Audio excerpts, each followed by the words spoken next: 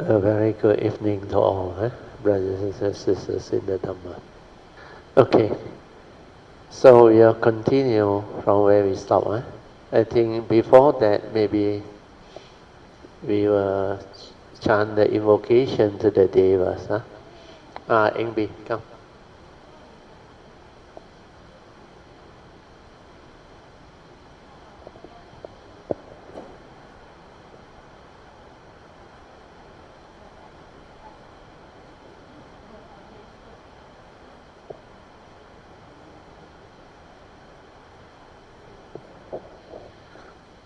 Turn to page 6 of the chanting book.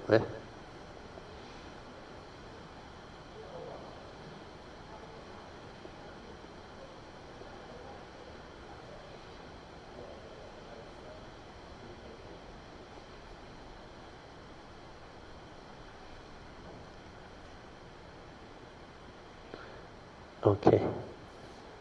So we will do the salutation, and after that we will chant the invocation to the Deva.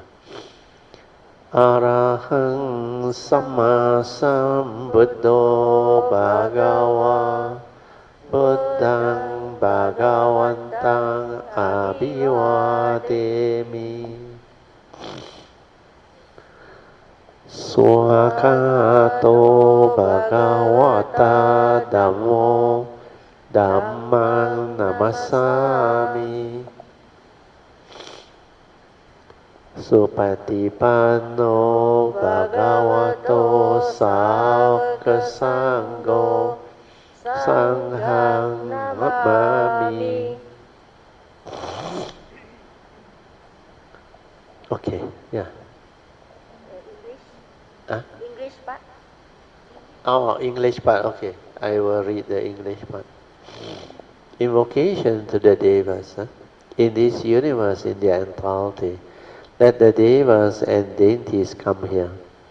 Let them hear the good teachings of the King of Sages, which gives heaven and release, Nibbana. This is the time to listen to the teaching. This is the time to listen to the teaching. This is the time to listen to the teaching. Samanta Cakkavalesu Atra Gaccantu Devata Saddhammang Munirajasa Sunantu Samagamokadang Dhamma savanakalo ayang badanta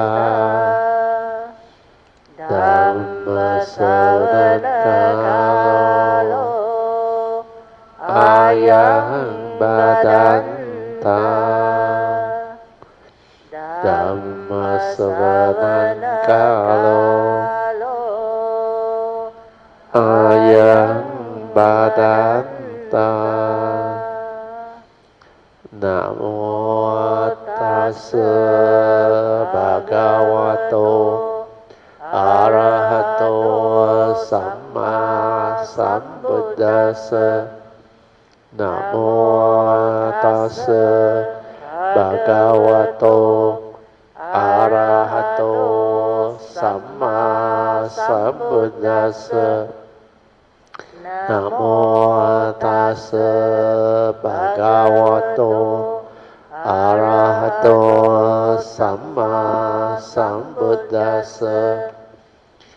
Iti peso bhagava arahang samma sambuddho Vijacharana sampanno Sugato lokavidu Anuttaro Purisa Dhammasarati Satta Deva Manusanang Buddho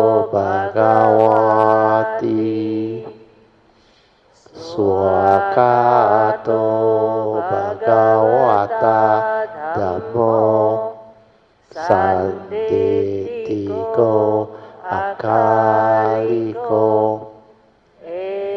อิปัสสิโกโอปานายิโกปัจจตังเวทิตาโกวินโนหิติ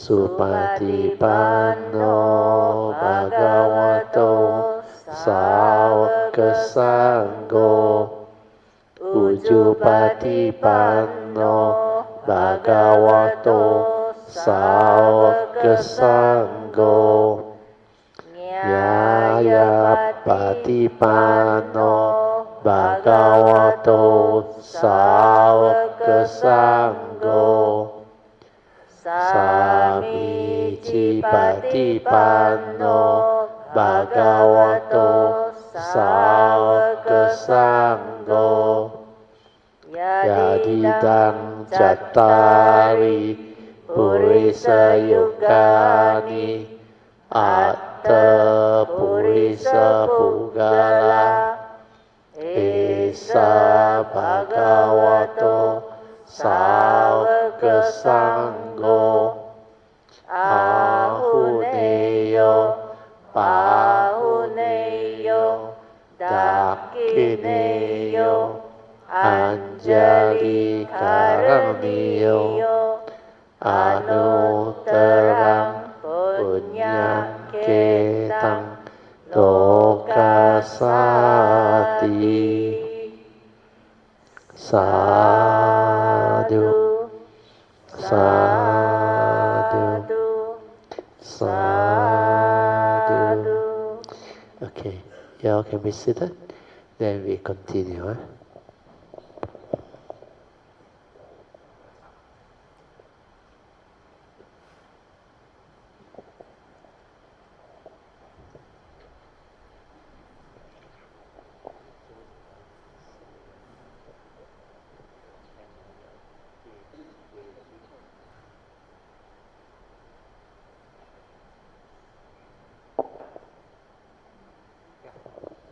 Yeah, you got a question? Okay, you can ask.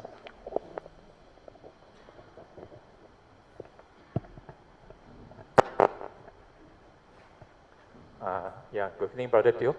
I want to have one clarification from Brother Teo pertaining the meditation.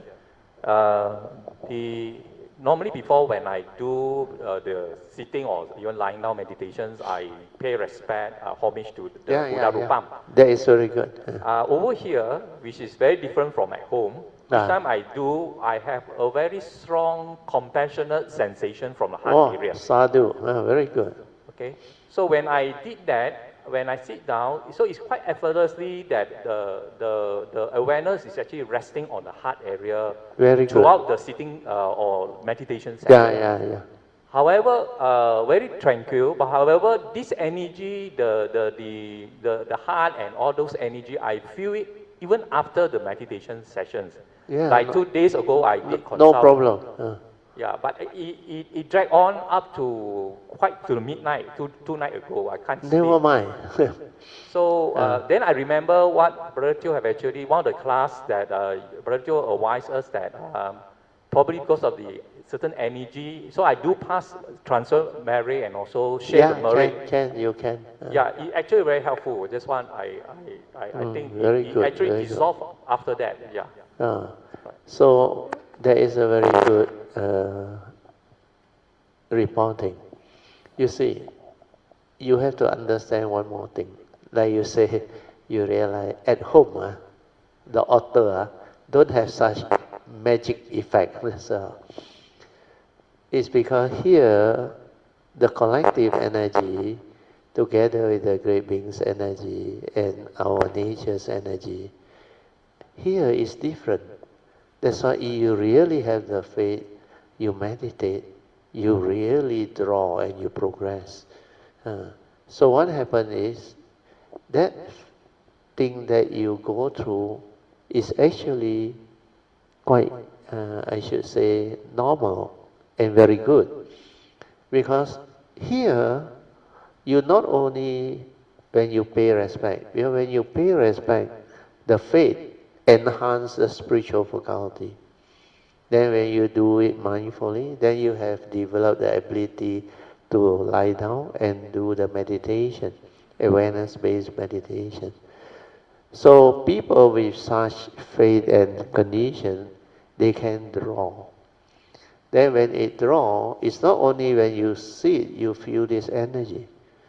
Sometimes a lot of Kayamita, they told me, the energy is with them even when they go to sleep. Whole day.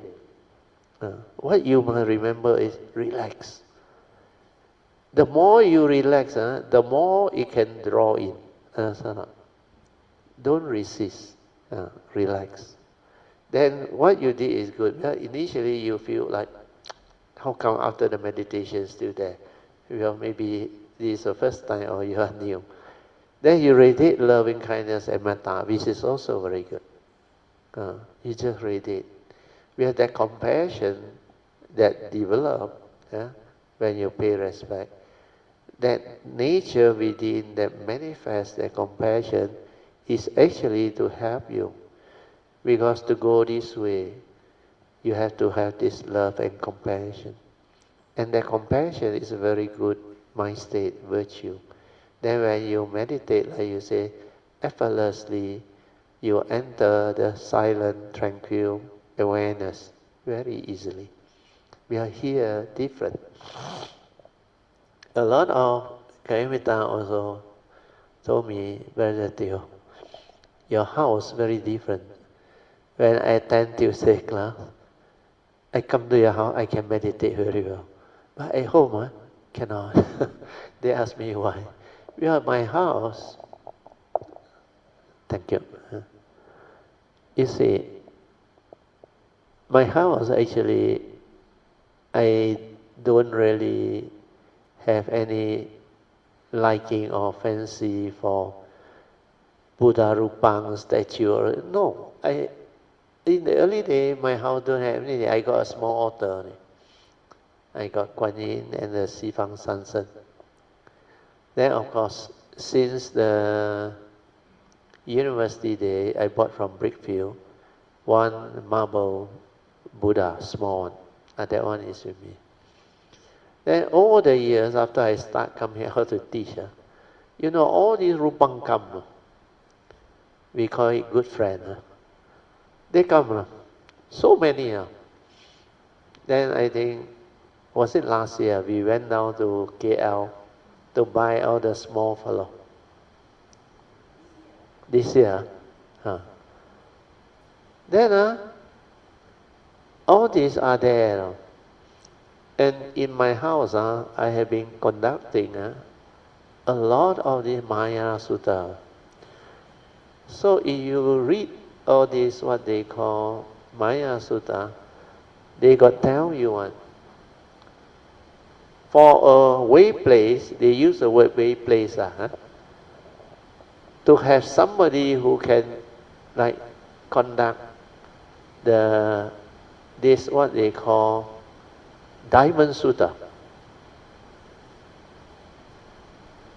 There must be a very great being's nature there. Otherwise you cannot. No. Then before that, I actually conducted also the Surangama Sutta, the Heart Sutta, and many other, I should say, Mahayana Sutta, apart from Theravada tradition, essential Dhamma and teaching. So because of that, my house, a lot of these great beings nature around. Then I also radiate metta, everything. Then together with the collective consciousness of cultivator, because Kayamita has improved over their cultivation over the year. And you can ask them, those who come for Tuesday class, they are very consistent. They always come, more or less, never miss. So because of that, if you are new, a lot of people tell me, even they bring people got First Noble Truth problem on a come. They walk into my house on here, they sense something very different. They feel good.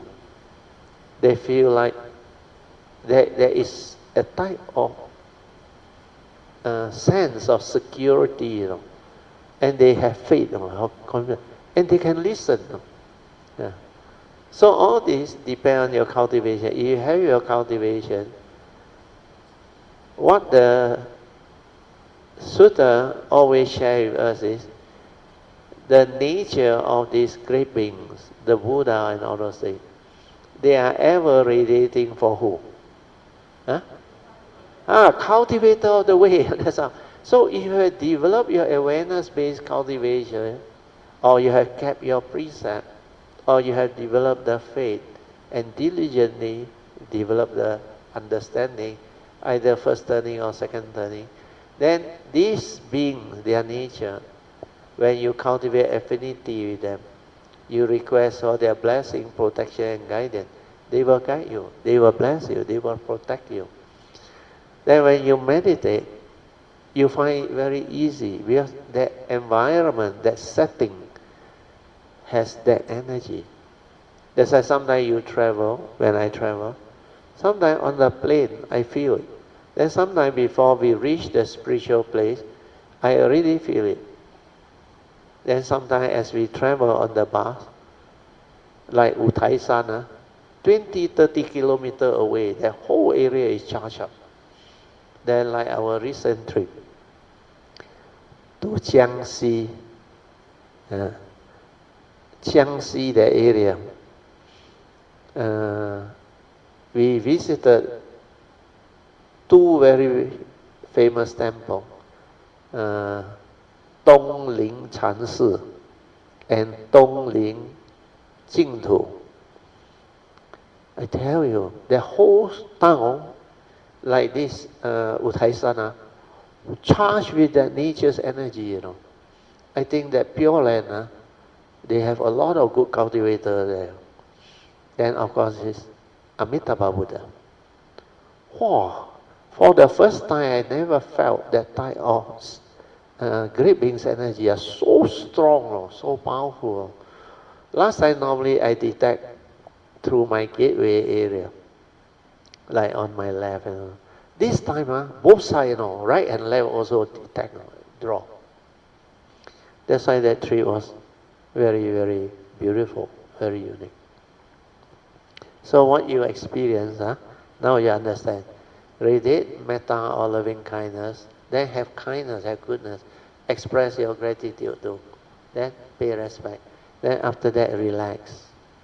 Draw and assimilate that whatever energy that comes.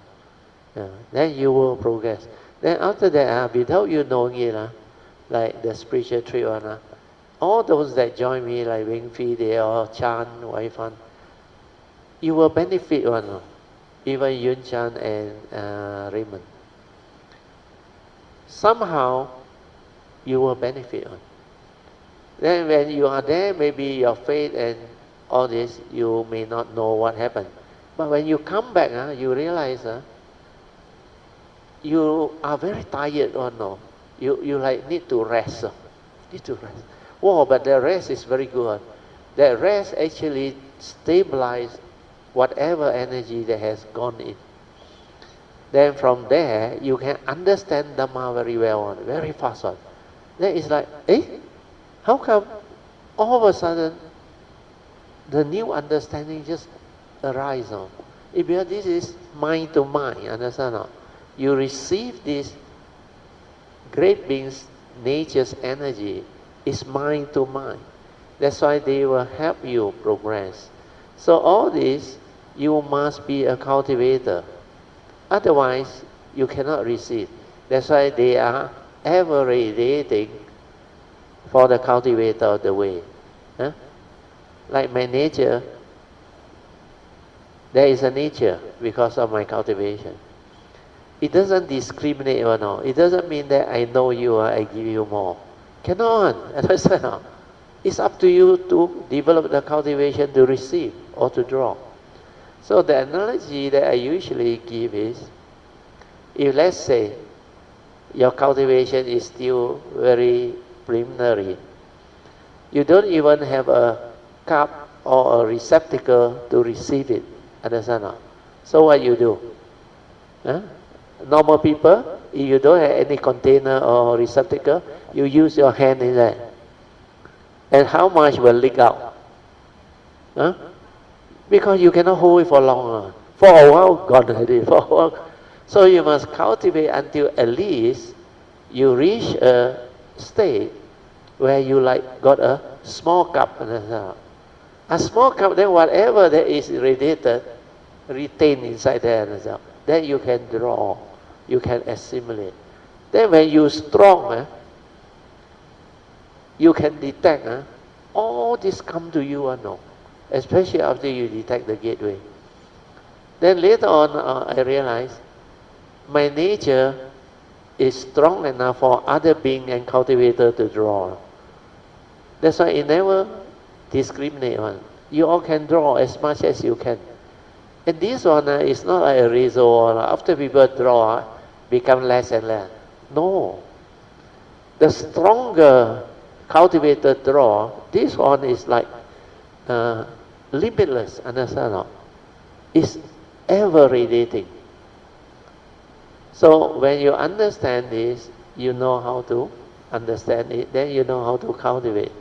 This is good for like Waifan, they all chant, they all, as they progress. That's why this type of group sharing, reporting is very important. Because your time will come as you progress. Then you have this type of phenomena arising, which you don't understand. So when people share, you understand. Then when the time comes, you know already what this thing is. It's just like Kayamita who follow me on many spiritual trips. They know. That's why there's a lot of joy traveling together. Bing Phi now know, he follow me how many trips already? 2. Even the wife also follow. So this is how you develop the understanding. Okay. Thank you. Sadhu, Thank sadhu, you. sadhu. Let us rejoice. Sadhu, sadhu, sadhu. Okay, yeah. Yeah, Pamasuri.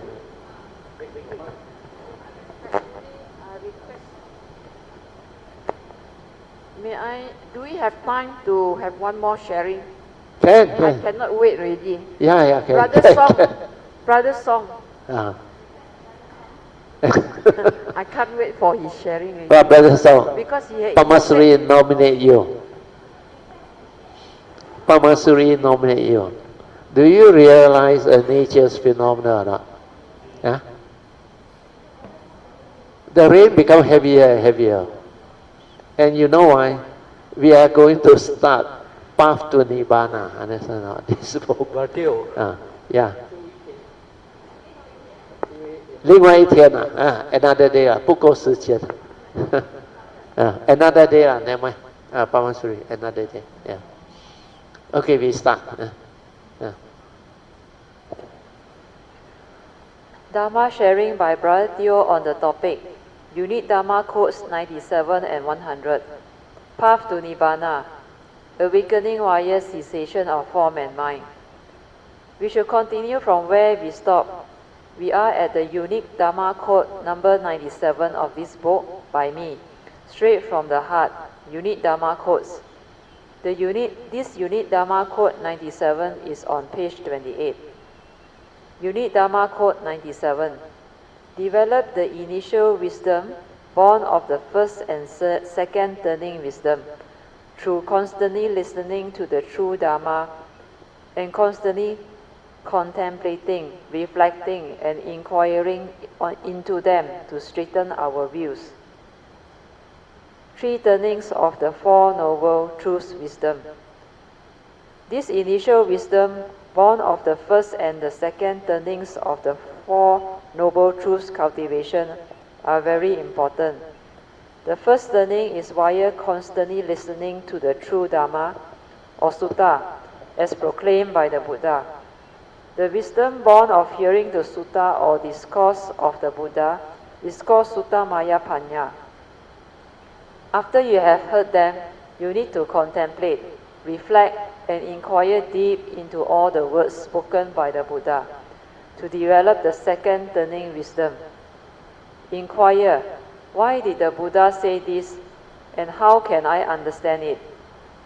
Under his second turning of the Four Noble Truths teaching, the Buddha gave very clear guidelines to cultivate them.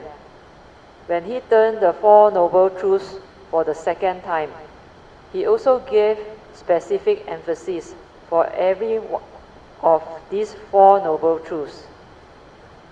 Under the first turning, he only proclaimed the teaching of these Four Noble Truths, i.e., what is the first Noble Truth of dukkha, the eight realities of life and existence. Then, what is the second Noble Truth, craving as the cause of arising of dukkha. The third Noble Truth as the cessation of dukkha, which means suffering or dukkha need not be. Because if you know how to cultivate following his teaching, then cessation of dukkha is possible. Then there is this fourth Noble Truth, where the Buddha proclaimed the Noble Eightfold Path. He said, there is this Noble Eightfold Path. If you cultivate it, it will bring about the end of all suffering, which means enlightenment in the here and the now. After that, on the second turning, he gave different but specific emphasis for each truth. He said, under the second turning of the first Noble Truth, the Noble Truth of dukkha is to be understood. So, we need to inquire, why did the Buddha say that this Noble Truth of dukkha, covering all the eight realities of life and existence, is to be understood? It is because if we haven't developed the understanding of it, then we can be caught in dukkha or suffering without knowing that it is suffering. This can be very dangerous because this self-delusion can make one truly heedless. Knowing that all these eight realities of life and existence are common realities to all of us, we therefore need to confront them as we go through life. When we confront them without wisdom, we suffer. That's why it's called a noble truth. So this noble truth of dukkha is to be understood. Means we need to understand what they are. To do that, you must contemplate, reflect, and inquire into all these eight realities as taught by the Buddha. Then the next inquiry is, how can you develop an understanding of it? This inquiry will allow you to develop a more stable and deeper understanding of this noble truth, termed the contemplative understanding. As you reflect and contemplate into it, you can develop more stability of understanding, because normally after hearing it for the first time, the understanding is usually not strong and not deep, unless you have cultivated it before from the past. If that is the case, then the moment you hear the truth, you can awaken to it. Otherwise, you need to contemplate and reflect based on the inquiry given. All these contemplate inquiries can give rise to the stability of understanding. For example, when we reflect on why the Buddha said, birth is suffering, as we reflect, contemplate, or recollect the birth process, we inquire, what follows and what happens during the birth process? Is it really suffering? Especially after we have gone through life, we will have the ability to recollect the actual birth process to understand clearly why birth is suffering, especially for mothers who have given birth before, because the whole process of birth can be quite traumatic. How those loved ones who are related to the mother and newborn child develop fear, worry, anxiety, and suffering when there are complications during birth. They will all be afflicted. All these are realities that can happen, especially when the birth process is not normal, having problems and complications. Then, due to attachment, craving, clinging, and grasping, suffering will arise, leading to mental agony and misery. This contemplative wisdom can stabilize our understanding. Then we can assimilate all these understandings into our nature to make our second turning wisdom more stable. This second turning's cultivation is a follow-up from the first turning's cultivation. To develop the stability of understanding of the teaching, you need to contemplate very often via the second turning. Of course, the first turning nowadays can include reading. You can read from books, the internet, and listen to recordings. Modern technological advancement has given rise to more convenience for people to develop the first turning wisdom. All these are very beneficial and added advantages if you understand. Under Unit Dharma Code 97, I mentioned, develop the initial wisdom born of the first and second turning, cultivation, via constantly listening to the true Dharma and constant contemplation, reflection, and inquiry into them. This first and second turning wisdom can let you straighten your views so that this Dharma understanding can be clearly established. This straightening of views leads to wisdom. A lot of these reflection and contemplation teachings are also taught by the Buddha via his essential Dharma, teachings of the 5 daily contemplations, Buddha Nusati, Dhamma Nusati, Sangha Nusati, and Marana Nusati. The 5 daily contemplations. The first and most important one is the 5 daily contemplations. We need to contemplate these 5 daily contemplations, which are related to the First Noble Truth realities daily. He said, this body, the physical form of ours, they are of the nature to grow old, get sick, and die, for it has not gone beyond old age, sickness, and death. These first 3 daily contemplations are for us to develop the understanding clearly that our physical body is not a permanent, unchanging entity. It doesn't belong to us. It goes the way of nature. That's why it's subject to old age, sickness, and death. We need to constantly reflect, contemplate, and remind ourselves of this reality so that we are not deluded by it, so that we do not attach and cling to this physical body. Without such understanding, you will attach and cling to this physical body, thinking that it belongs to you. It's a permanent, unchanging entity whereby you can own it, have it, and possess it. Then you will have problems because you will then worry about this physical body getting old, getting sick, and finally die. This is Sakaya Ditti, self-delusion, that can condition one to cling and grasp onto this physical body, the first of the 5 aggregates of form and mind. As explained by the Buddha, under his First Noble Truth final summary. In short, this self-delusion that conditions us to cling and grasp onto these 5 aggregates of form and mind is the cause of suffering. That's why the first 4 realities of birth, old age, sickness, and death of the First Noble Truth are closely related to these first 3 daily contemplations taught by the Buddha here. If we contemplate it, then we will understand why the Buddha said, this body is non-self, impermanent, go the way of nature. If we attach, cling, and hold on to it via wanting things our way, which is not its way, suffering will be the result. Hence, these universal characteristics of impermanence, suffering, and non-self are very clear. Because if you look and contemplate this physical body, what is it? Basically, it's just the 4 elements, the 4 basic elements that subdivide all physical things. We have the earth, Pata Vihatu, or solidity element. Then we have the liquid element, Apo Dhatu. Then we also have the heat element, Tejo Hatu. Then we also have the wind element, Vayo Hatu, in Pali. These four elements animate it into a physical body, giving rise to the form aggregate, and this one, the physical body, is subject to nature's condition.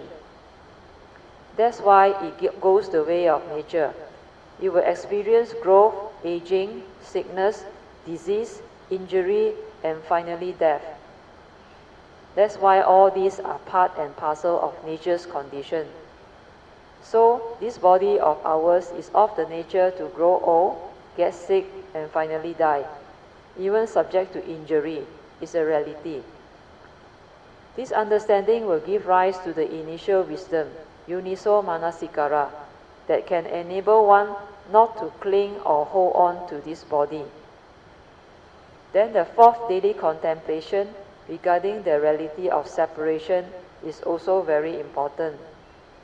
Here the Buddha proclaimed, whatever that we think we own, we possess, or we can hold on to clearly, like our loved ones, our prized possessions, including our reputation, titles, status, wealth, properties, and other possessions, etc., which we believe are ours, will one day separate from us. You may think, because you work towards getting them, therefore you can get to own them. But all these, like the Buddha said, they are not reliable or dependable, because they are all dependent originating, condition arising, and causal phenomena. When the causes and conditions are there, it's like you can own them, you can have them, they belong to you. But when the causes and conditions are no more, it will separate from you. Even our physical form and mind behave the same, because finally, when the breath stops, your entity erased, your identity no more. Separation will still occur. They say you die. So what is death? Who dies? What dies? When consciousness separates from the physical, it cannot function as a human being anymore, because death has occurred. The moment your breath stops, your entity gone, then how can you own things? How can you have things? That's why all this that you believe you own, you possess, they will separate from you. Then the other understanding is, even while you are still alive, healthy, breathing with all the senses intact, separation can still occur. When conditions cease to be, you still will lose them. Take for example your wealth, your prized possessions, your loved ones, your whatever titles and honors, etc. Because they are all dependent originating entities, they can still separate from you when conditions cease to be. So, separation can happen in the form of losing them during nature's calamity or crisis, like economic crisis or financial crisis, and during periods of turmoil, disorder, war, riots, etc. So separation can come about in many ways due to various causes and conditions. Sometimes due to disease leading to death, separation still occurs. Relationship failure leading to divorce can also cause separation. When you contemplate deep into all these first four daily contemplations, you can develop wisdom not to be deluded by what you see, hear, smell, taste, tactilely feel and think, believing that all these are real, can be owned, can be possessed, and you can attach, cling, and grasp onto them. That's how suffering comes to be. When you cannot get what you want, when things don't go your way, you suffer. So all these realities of life and existence and separation is one of them. Not only divorce and relationship failures can lead to separation. Sometimes forced separation due to war can also occur. The death of a sole breadwinner or of a loved one occurring due to accidents, critical disease, etc. can also be very traumatic. Then finally, the most important contemplation is the fifth daily contemplation, where the Buddha said, we are all born of our own karma, heir to our karma, conditioned and supported by our karma, and we are what we are because of karma. If karma plays such a great role in our life, then what must we do? We must take care of our karma, right? How do you take care of karma? You must avoid all evil, do good and purify your mind. That's how the advice of the Buddha, via Dhammapada verse 183, comes about. That is how the teaching of the Buddha comes about.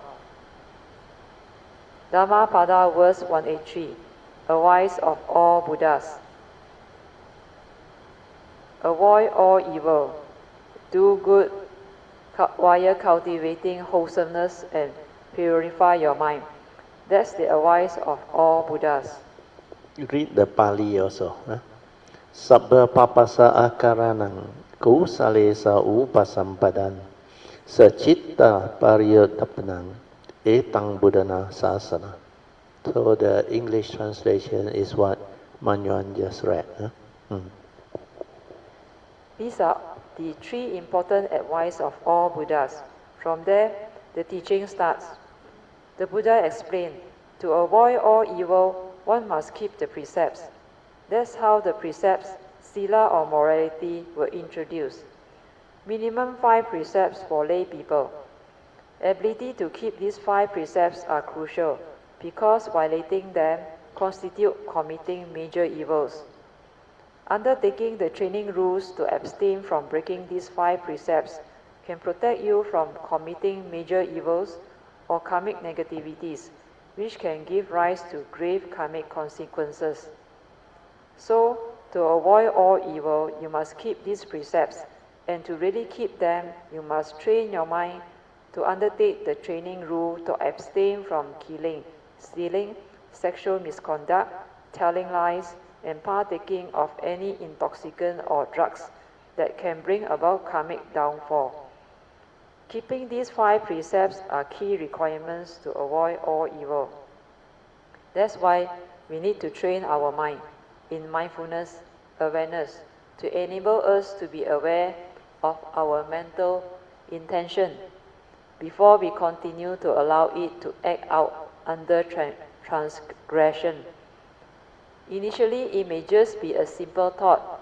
Then, if you are aware or not mindful of the evil mental intention within, it can give rise to karmic negativity. You also need to know what constitutes evil. The 3 evil mind states or roots of greed, hatred, and delusion are the roots of all evil. That's why when you are aware of them, when you understand what constitutes evil, this awareness can prevent you from breaking the precepts. This awareness will see the mental intention that has the evil roots of greed, hatred, and delusion, especially selfishness, craving, desire, possessiveness, lust, grasping and clinging, etc., which are mainly the evil root of greed.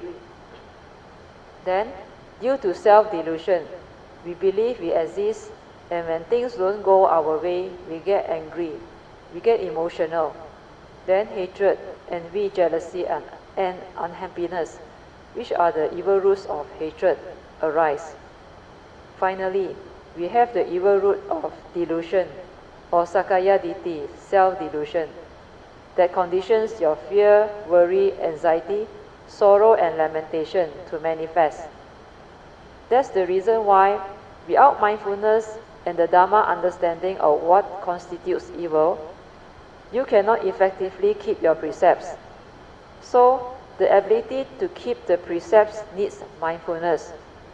That's why the meditation as taught by my nature is sati, or mindfulness, which is awareness-based and not thought-based. You train yourself to be aware, mindful, then stabilize it to be ever mindful. With this ability, you can avoid all evil to take care of karma. Then karma will take care of your life. No more negative karmic conditioning, meaning no more fruition of these negative actions, speech, and thought processes. When we understand this, we can develop the purification of mind, body, and action, leading to our ability to avoid all evil. You then need to move on to the next step of cultivation, which is the cultivation of wholesomeness. All evil is to be avoided first. Then cultivate whatever wholesomeness whenever there is condition. This is cultivating kusala karma, wholesome karma, born of wholesome action, speech and thought processes. To do it, you need to arise the third right effort. Cultivating the four right efforts. To avoid all evil, you need to cultivate the first and second right efforts. The first right effort is to abandon whatever negative or wrong thought with negative mental intention that has arisen. It means after you are mindful that the wrong thought, action and speech has arisen, the Buddha taught us the 5 ways to abandon it.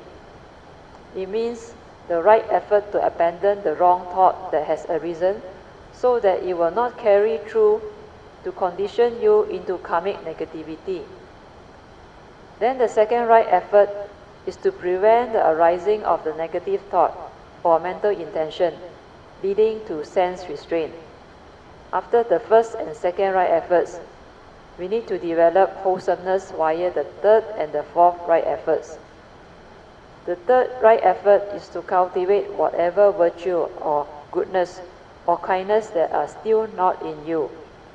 Means to cultivate whatever right thought, right speech, right action, and right living that are still not in you. Then after that, the fourth right effort is to refine upon whatever right thought, right speech, right action, or right livelihood that we have developed. Meaning all the virtue and appropriate good and wholesome mind states, you need to refine upon them until it is perfected. These 4 right efforts are just the initial training. We also need to cultivate the third and fourth ways to overcome unwholesome thought as taught by the Buddha, which is the meditative approach. The third way is to only maintain awareness, mindfulness, to be with it. Then it will cease because everything is dependent, originating, and condition arising phenomena. If you maintain awareness, it will cease to be. Then you can see clearly that anger was never you, selfishness was never you, envy, jealousy, fear, worry, and anxiety, all these mind states, they are never you, for they are all dependent, originating, and condition arising mind states. They arise because of wrong thoughts, conditioned by self-delusion, sakkaya ditthi. When you see all this in your meditation, you can straighten your views to awaken.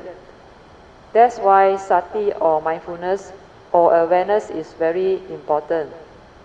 Without sati, you cannot understand all this. You cannot see all this. Then, when you continue to be mindful of the 6 internal sense bases and the 6 external sense bases, you will come to know how upon contact, the respective sense door consciousness comes to be. When you can see all this, you will have the ability to trace the origination factors to understand how anger arises, how fear arises, how does emotion arise, how grasping, clinging, and craving arise. When you can see them, you can develop the wisdom to retrospectively reverse it, arising via understanding that they are all closely related to our sense experiences occurring at the 6 sense doors. It is normally via the second consciousness, hearing consciousness, and the thought consciousness. The other mind door consciousness of smell, taste, and tactile are less potent and not so bad. But the real culprit is seeing, hearing, and thought consciousness. This one stirs your mind a lot, causing you to react to sense experiences and cause duality of likes and dislikes to arise. That's how the evil roots of like and dislike, pleasant and unpleasant sense experiences come to be. When you can be aware of all this, you will understand how the origination factors come to be. That's why at every moment of sense experience, if you don't have the initial wisdom, uniso manasikara, to attend to it, you cannot cope. It will straight away condition you to react and stir your mind. That's how habitual tendencies can become very powerful and very potent. You become very mechanical and you always act according to your memory from your brain, which holds all your accumulated knowledge, views, opinion, conditioning, belief system, your phobia, your insecurity, your scars of memory, etc. All these are your negative psychological memories and not wisdom. So you are actually acting according to your psychological memories and knowledge born of self-delusion because you lack wisdom and understanding. When you act based on your Sakaya Ditti or self-delusion, your craving, your desire, born of your wrong view, will condition your suffering. Seeing and understand all this is meditation. Then you will understand why you must not act according to memory and why you cannot always go to your thought processes created by your mundane mind with its senses and accumulated knowledge to act, because that way of acting cannot free you. That's why thought-based meditation is doomed. You cannot develop wisdom out of it. You cannot liberate your mind and be free. So, this is why awareness-based meditation is so important. Wisdom via seeing things as they are. When you are aware, you can see and observe what is clearly, to realize the origination factors of all these emotions when they arise at every moment of sense experience. Then, from the senses, you can trace back to the causes behind. So, to trace the origination factor, we need to inquire, why did you stir your mind? Is it because of your wrong view, your lack of Dharma understanding, right? It is because of your wrong view, your lack of Dharma understanding, right? When you cannot see things as they are, you will act according to memory, while you're seeing and perceiving things according to what your memory tells you. You will also act following your views, opinion, conditioning, belief system, and all your accumulated psychological memories, which includes your phobia, fear, insecurity, sorrow, lamentation, scars of memories, etc. All these will continue to haunt the living being because these are all delusions that condition wrong thoughts. What are wrong thoughts? Thoughts that condition your misery, your suffering, your fear, your worry, anxiety, sorrow, lamentation, and insecurity, etc. So, the way to free yourself from all these is to straighten your view so that you can be at peace with all things. The next time you see something, hear something, smell something, taste something, or tactily feel something, or recall through memory something, maybe scars of memory or whatever, inquire, how can you develop the wisdom not to stir your mind, not to create all these movements of mind states that bring about suffering? That is what the Buddha meant by uniso manasikara, wisdom arising at the moment of sense experience. The essential teaching of the Buddha is very clear. He said, we must meditate to see things as they are, to realize the truth, to awaken to the three universal characteristics of anicca, impermanent, dukkha, suffering, and anatta, non-self or empty nature of existence. The answers are here. To see things as they are, meaning to clearly see their universal characteristics. Then, with the 5 daily contemplations wisdom developed earlier, you are no longer deluded. This initial wisdom can help you awaken via understanding this. If they are impermanent, not a permanent unchanging entity, then why must I deludedly cling, grasp and hold on to it via wanting things my way, which is not nature's way? For everything goes the way of nature, just like what the Buddha said. Whatever arises, there are causes and conditions behind, which means I cannot argue with the reality, with what is, which is the truth. For what is decides everything. Well, this principle of whatever that arises, there are causes and conditions behind, is based on nature's law, nature's condition. If you understand this principle, then you have to accept whatever happened. Otherwise, you will suffer via wanting things your way, which is not nature's way. So, acceptance is the first understanding needed to free your mind. When you accept, you no longer worry, no longer project your thoughts, because you understand this based on right views and right understanding. When you have right views with regards to the spiritual laws of karma, mind and truth, then you can see things as they are. Understand that the world is the world. Conditions like that, things will be like that. People are just the way they are. Deluded people do deluded things. Angry people do angry things. Selfish people do selfish things. Then your mind is free. With this wisdom and understanding, the next time when I see them, I no longer label them as evil or good or whatever. I can accept them for what they are, via my direct seeing. For things are just the way they are. It can't be otherwise. When I have this wisdom to accept and be at peace with all things, which is what is, I do not stir my mind. Then my mind remains peaceful, calm, tranquil and collected. That tranquil mind is my true mind. There is clarity and mindfulness within to understand all this. Then I ask myself, what actually happened? How can I resolve all this amicably? What did the Buddha teach? The Buddha taught the Four Noble Truths and proclaimed that if you cultivate this Noble Eightfold Path, it will lead to the end of all sufferings. So this is the solution.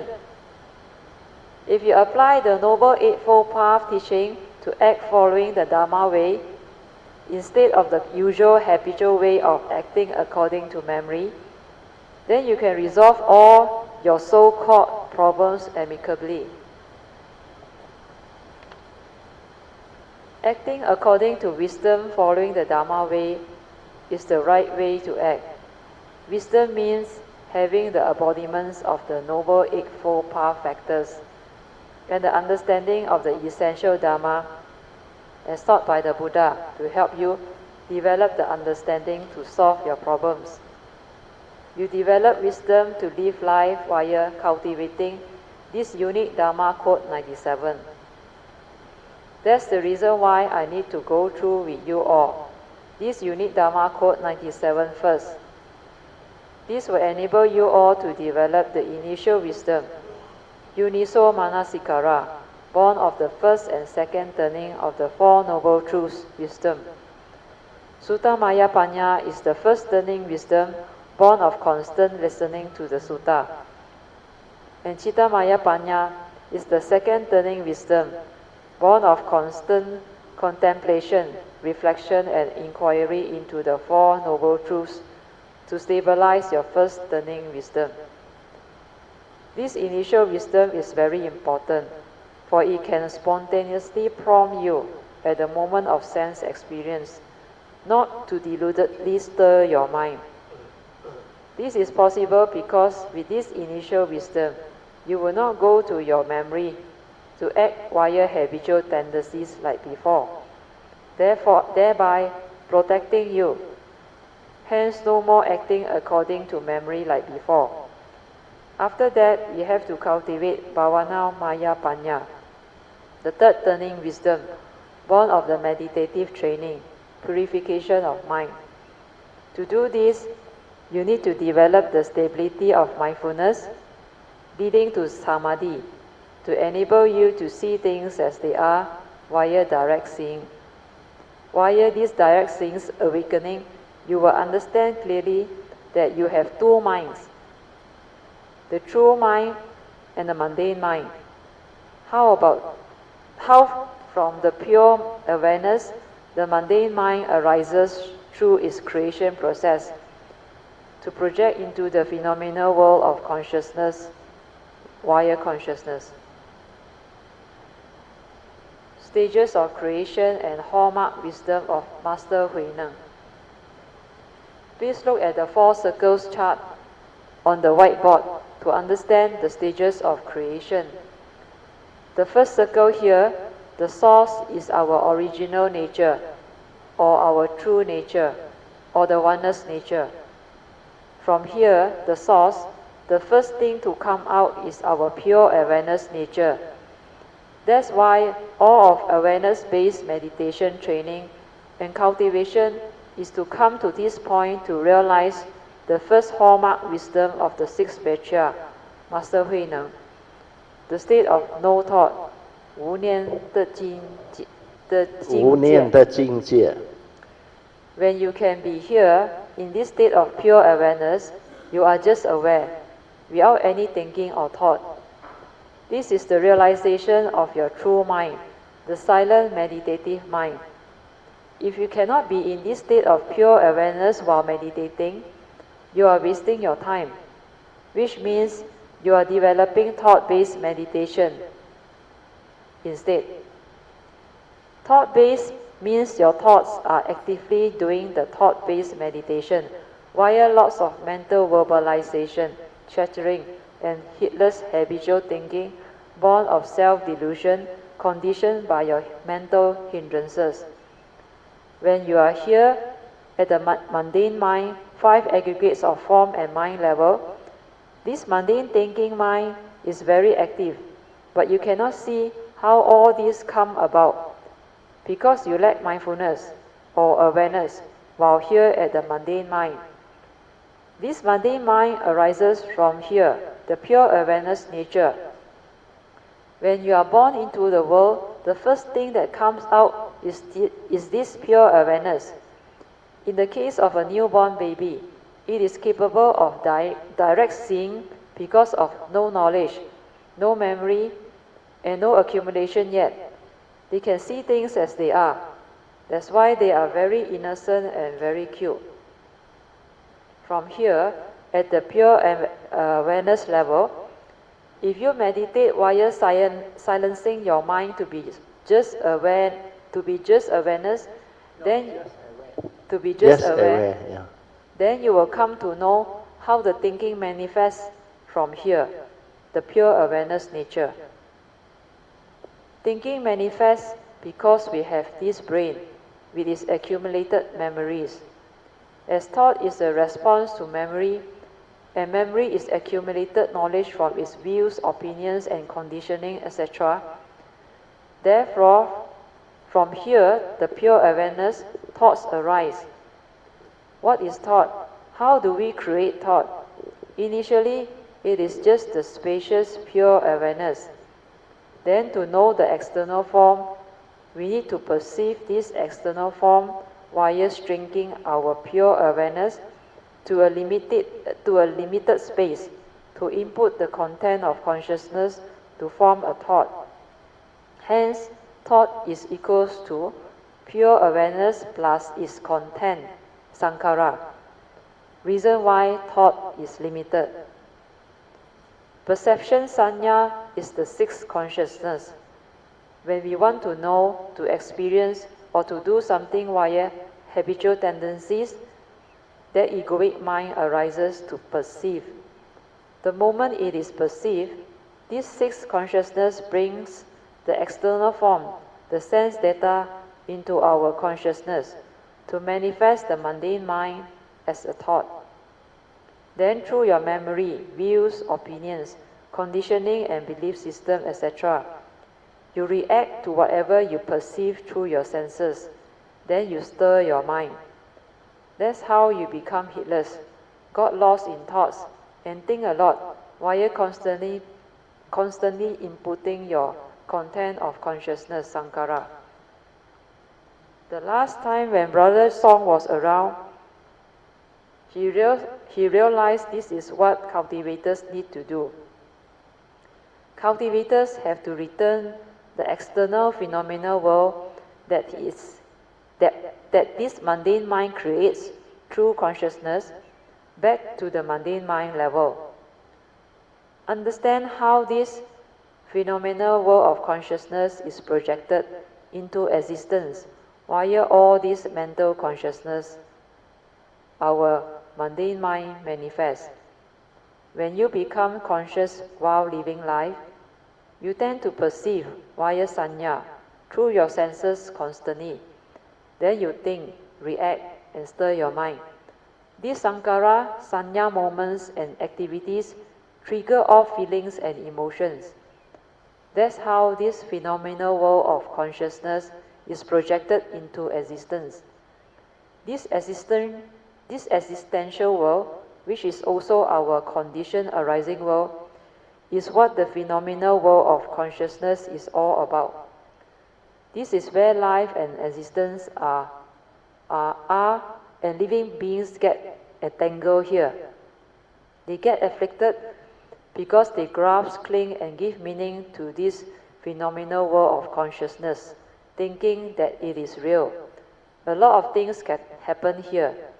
That's why people do all sorts of nonsense here, not knowing that these are just mental images projected from your memory, from your mundane thinking, your mundane consciousness with its diluted content. Do you know how you know the world and how you interact with the world? Through our senses. Our 6 sense bases can give rise to seeing consciousness, hearing, smell, taste, tactile, and thought consciousness. Without these 6 sense bases, you cannot know the world. You cannot interact with the world. You cannot exist as a living being. So, understanding all this via the meditative process of awareness is crucial. You will then start to see how, referring to the 4 circles chart, this source creates this pure awareness, and how this pure awareness creates mundane mind, which in turn creates the phenomenal world of consciousness. Living in the phenomenal world of consciousness is like watching a cinema show. The projector with its lights, sound system, etc., projected onto a white screen. Then the movie appears as if it is so real, so exciting and lively. But after the cinema show ends, it is just an empty white screen, nothing real. Can you understand? So all these movements and manifestations are just your mental sankhara, sanya activities, triggered by your thought processes and the mundane thinking. When you understand all this, you can return the phenomenal world of consciousness to the mundane mind. Then, when you allow the mundane mind to slow down and cease, the pure awareness will reappear. When you are here, the pure awareness, you will break free from Sakaya Ditti, self-delusion, because you will know very clearly via this awareness-based meditation that this pure awareness nature without thought is not a being, thereby enabling you to realize a very profound understanding of wisdom that can liberate your mind from delusion. Reason why I ask you all to contemplate that Gong An, without thought, who are you? What are you? You realize without thought you are nothing and you are nobody. Without the egoic mundane mind, it cannot come out and create. But once that mundane mind comes out and creates, straight away it manifests into the mundane mind, the 5 aggregates of form and mind, and then from there very fast, via sankhara, Sanya, it created the phenomenal world of consciousness. Vaya Sankara Sanya is not separate. Huh? Via Sankara Sanya, it created the phenomenal world of consciousness. You can see very clearly how the thinking manifests from pure awareness nature. It is like the mundane mind and the pure awareness are very near to each other. It is just a thin line separating them. Without the stability of mindfulness, one cannot realize all this. Now you understand why you must meditate to develop this pure awareness nature. You must stay here, the pure awareness, determined to be aware, relax, maintain awareness, and don't try to know or do anything. Just stay here, the pure awareness. When you are here at the pure awareness, you see clearly how the process of creation arises. Then how once it has come here, the mundane mind, its consciousness is like a magician. That is how consciousness created the illusionary world, the phenomenal world of consciousness. That's also the reason why the Buddha said, consciousness is like a magician, the greatest magician, which I always share with you all during our meditation retreats. While inside my house, when you open your eyes, your whole field of vision, everything you can see and perceive, including my voice, they arise already, appearing so real in front of you. But the moment you close your eyes, the whole creation is gone. The moment you shut off your senses, the whole of creation is gone. Therefore, this phenomenal world of consciousness are just mental images created by thoughts. So, how real can it be? Externally, it may appear very solid and real, with the four elements and everything else. But how do you perceive it? Through your mental perceptions, right? Mental perceptions are just mental images. So how real can these images be? These images come and go. Perception comes and goes. Feeling comes and goes. Thinking comes and goes. Emotion comes and goes. And you didn't die. So how can they be you? While living life, your senses are fully engaged. Everything you manifest through your senses, they move very fast. Without mindfulness, how can you cope with life? How can you see and understand all these movements? That's why you need mindfulness, pure awareness and sati, to cultivate and develop the understanding needed to awaken. Hopefully by now it is pretty clear why you must develop awareness-based meditation instead of following methods and techniques of meditation, which are mainly thought-based, to create more delusion here at the mundane mind level. Thought-based meditation can lead one astray through energy and psychic field cultivation, whereas awareness-based meditation is beyond thought, beyond mind, and hence non-duality. No focusing or concentration involved, hence no energy of psychic field built up. Nothing but just the pure awareness nature, which is not a being. It cannot come out and live life. It is not like this human being, the five aggregates of form and mind, the mundane mind, which are subject to karma.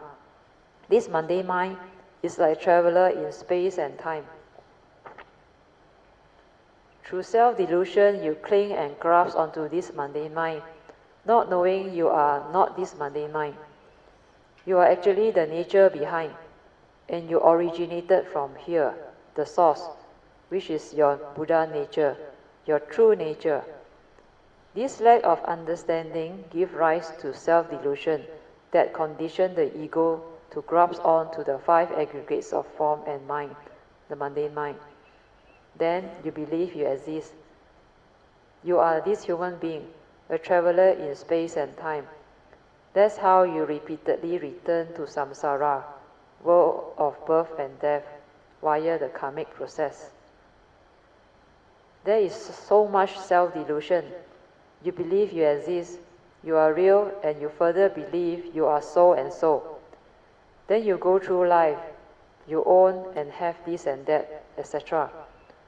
All these are just accumulated memories, nothing else.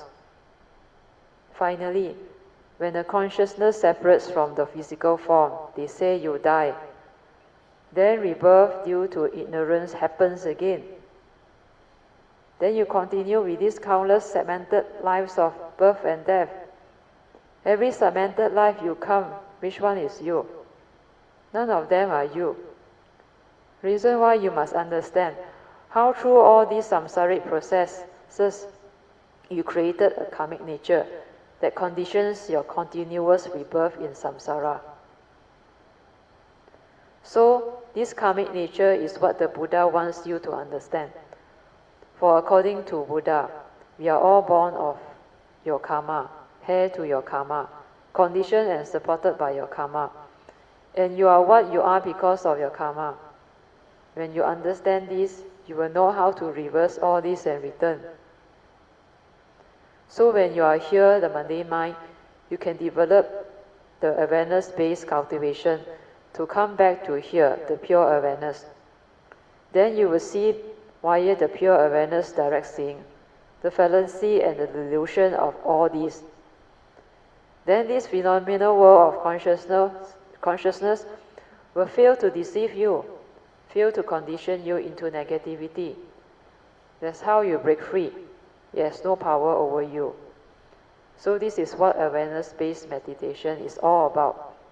When you all have this understanding, then what happens is the mundane mind that develops all this understanding realizes itself and ceases. Realize that this mundane mind is unreal, not a permanent, unchanging entity, because it is just a dependent, originating and conditioned arising entity, or just a vehicle and a tool for you to come to this existential world, to live life, to cultivate, to go through the karmic process, and to do whatever function you want. When the mundane mind realizes itself and ceases, that is the realization of Nibbana, or enlightenment in the here and the now. When the mundane mind ceases, it not only comes back to the pure awareness initially, but the whole pure awareness also ceases, for it to return to the source. The source, they also give it the name Nibbana and the unconditioned.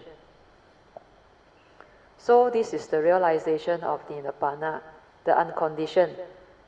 Initially, for those who cultivate the sainthood way, they may only have a glimpse of the cessation here, the source. But a glimpse is enough for them to break free from Sakaya Ditti, self-delusion. For those who took the Bodhisattva way, they will stay here at the pure awareness and develop this pure awareness nature until it is very vivid and beautiful, to perfect the third stage of Bodhi-mind development. 5 stages of Bodhi-mind development. Can you remember the 5 stages of Bodhi-mind development that I shared earlier? What is the third stage of Bodhi-mind development? Yes, Bodhi-mind that illuminates that nature. That is what they will do. The first 2 stages of Bodhi-mind development are relatively much easier. The first stage of Bodhi-mind development is just to inspire with great sincerity, faith and understanding, to plant the seed of Bodhi, to go this Bodhisattva way, while taking the 4 basic vows of a Bodhisattva with understanding. This initial stage of aspiring sincerely with faith to cultivate this Bodhisattva way, to realize Sammasambuddhahood is very important. That's the reason why I prepared the taking of Bodhisattva Way's yellow card to act as a guide to help you all develop the understanding of the unique process involved. This yellow card we clearly set out format and details to take the Bodhisattva vows. To go this Bodhisattva way is very concise, yet comprehensive, unique and very good. Please go through it, the yellow card, and recite it every day to develop a clear understanding of this cultivation. The second stage of Bodhi mind development is to develop the Bodhi mind, Bodhicitta, that can endure and severe or subdue all afflictions, which means you must develop the wisdom to realize the perfection of renunciation. Renunciation is nikkama in Pali. When you can renounce everything with wisdom, it means you cannot suffer anymore, because by then you would have understood that everything is not real, not what you think. That is how you can renounce them all.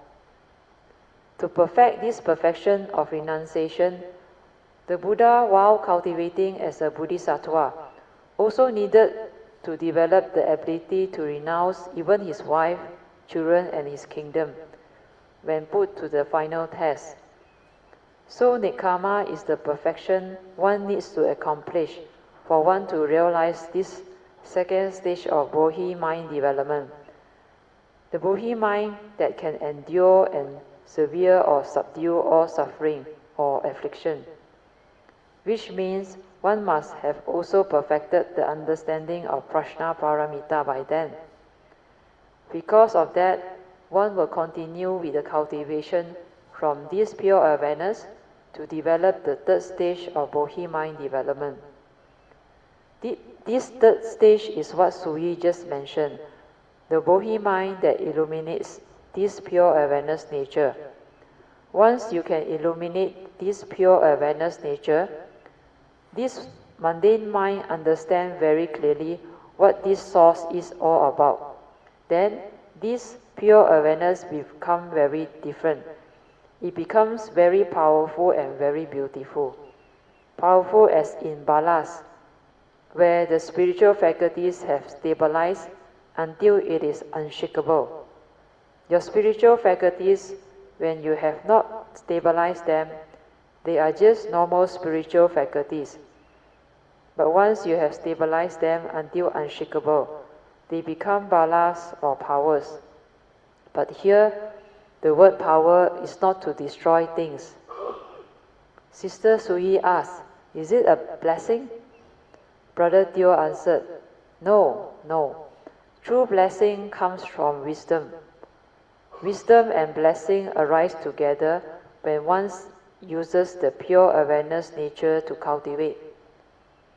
When you can stay here at the pure awareness until you can illuminate that pure awareness nature, it means you have detected the gateway to your nature. This gateway is around your heart area, usually located slightly towards its left. After detecting the gateway to your nature, your external yin-yang energies will flow or melt through the gateway, naturally to make you very still. Then stay at the pure awareness to illuminate that nature until it becomes very beautiful. Let the pure awareness nature develop the internal movements and transformations via trust until this whole nature at your heart area opens up, until the mundane mind collapses. This is what Brother Teo experienced in the year 1989, and he became very different after experiencing those transformations. His last guide showed him where the gateway was in 1989, and the moment he detected the gateway, he knew what it was. After that, 9 months later, his internal nature's transformation led to the collapse of his mundane mind.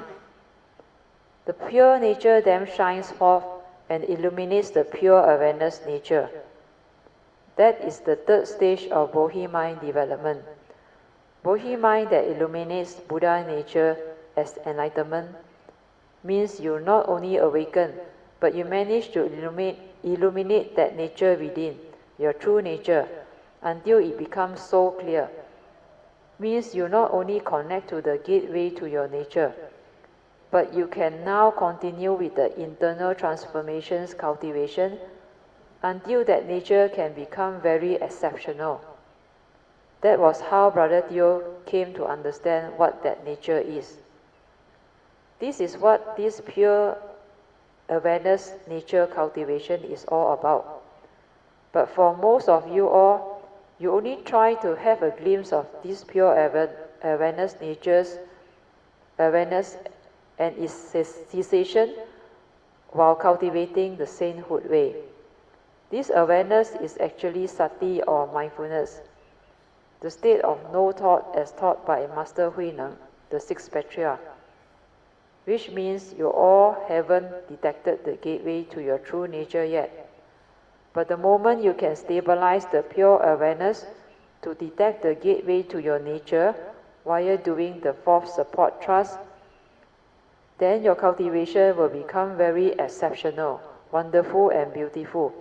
Because once you can do this thrust, a lot of things will happen to your nature. All your external yin and yang energies will melt through this gateway to become pure wisdom energy. Then you will do the internal transformation and movements until your wisdom and understanding become very different.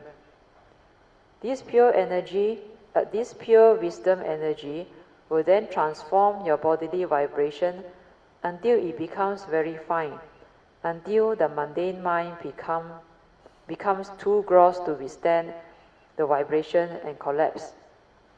It is like a layer of consciousness at the forehead area, slowly tightened until finally, after a period of 9 months, it suddenly drops off, leading to the collapse of the mundane mind. The process is quite gradual. When you are here at the pure awareness, you can develop a profound understanding of a different dimension, completely different from the normal wisdom born of the provisional teachings cultivation. I came to understand all my past cultivations after I inherited them from my spiritual nature.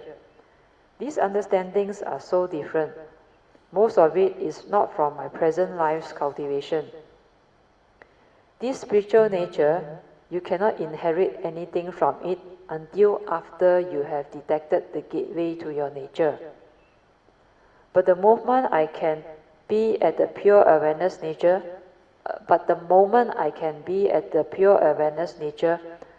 I started to inherit all my past cultivation from my spiritual nature.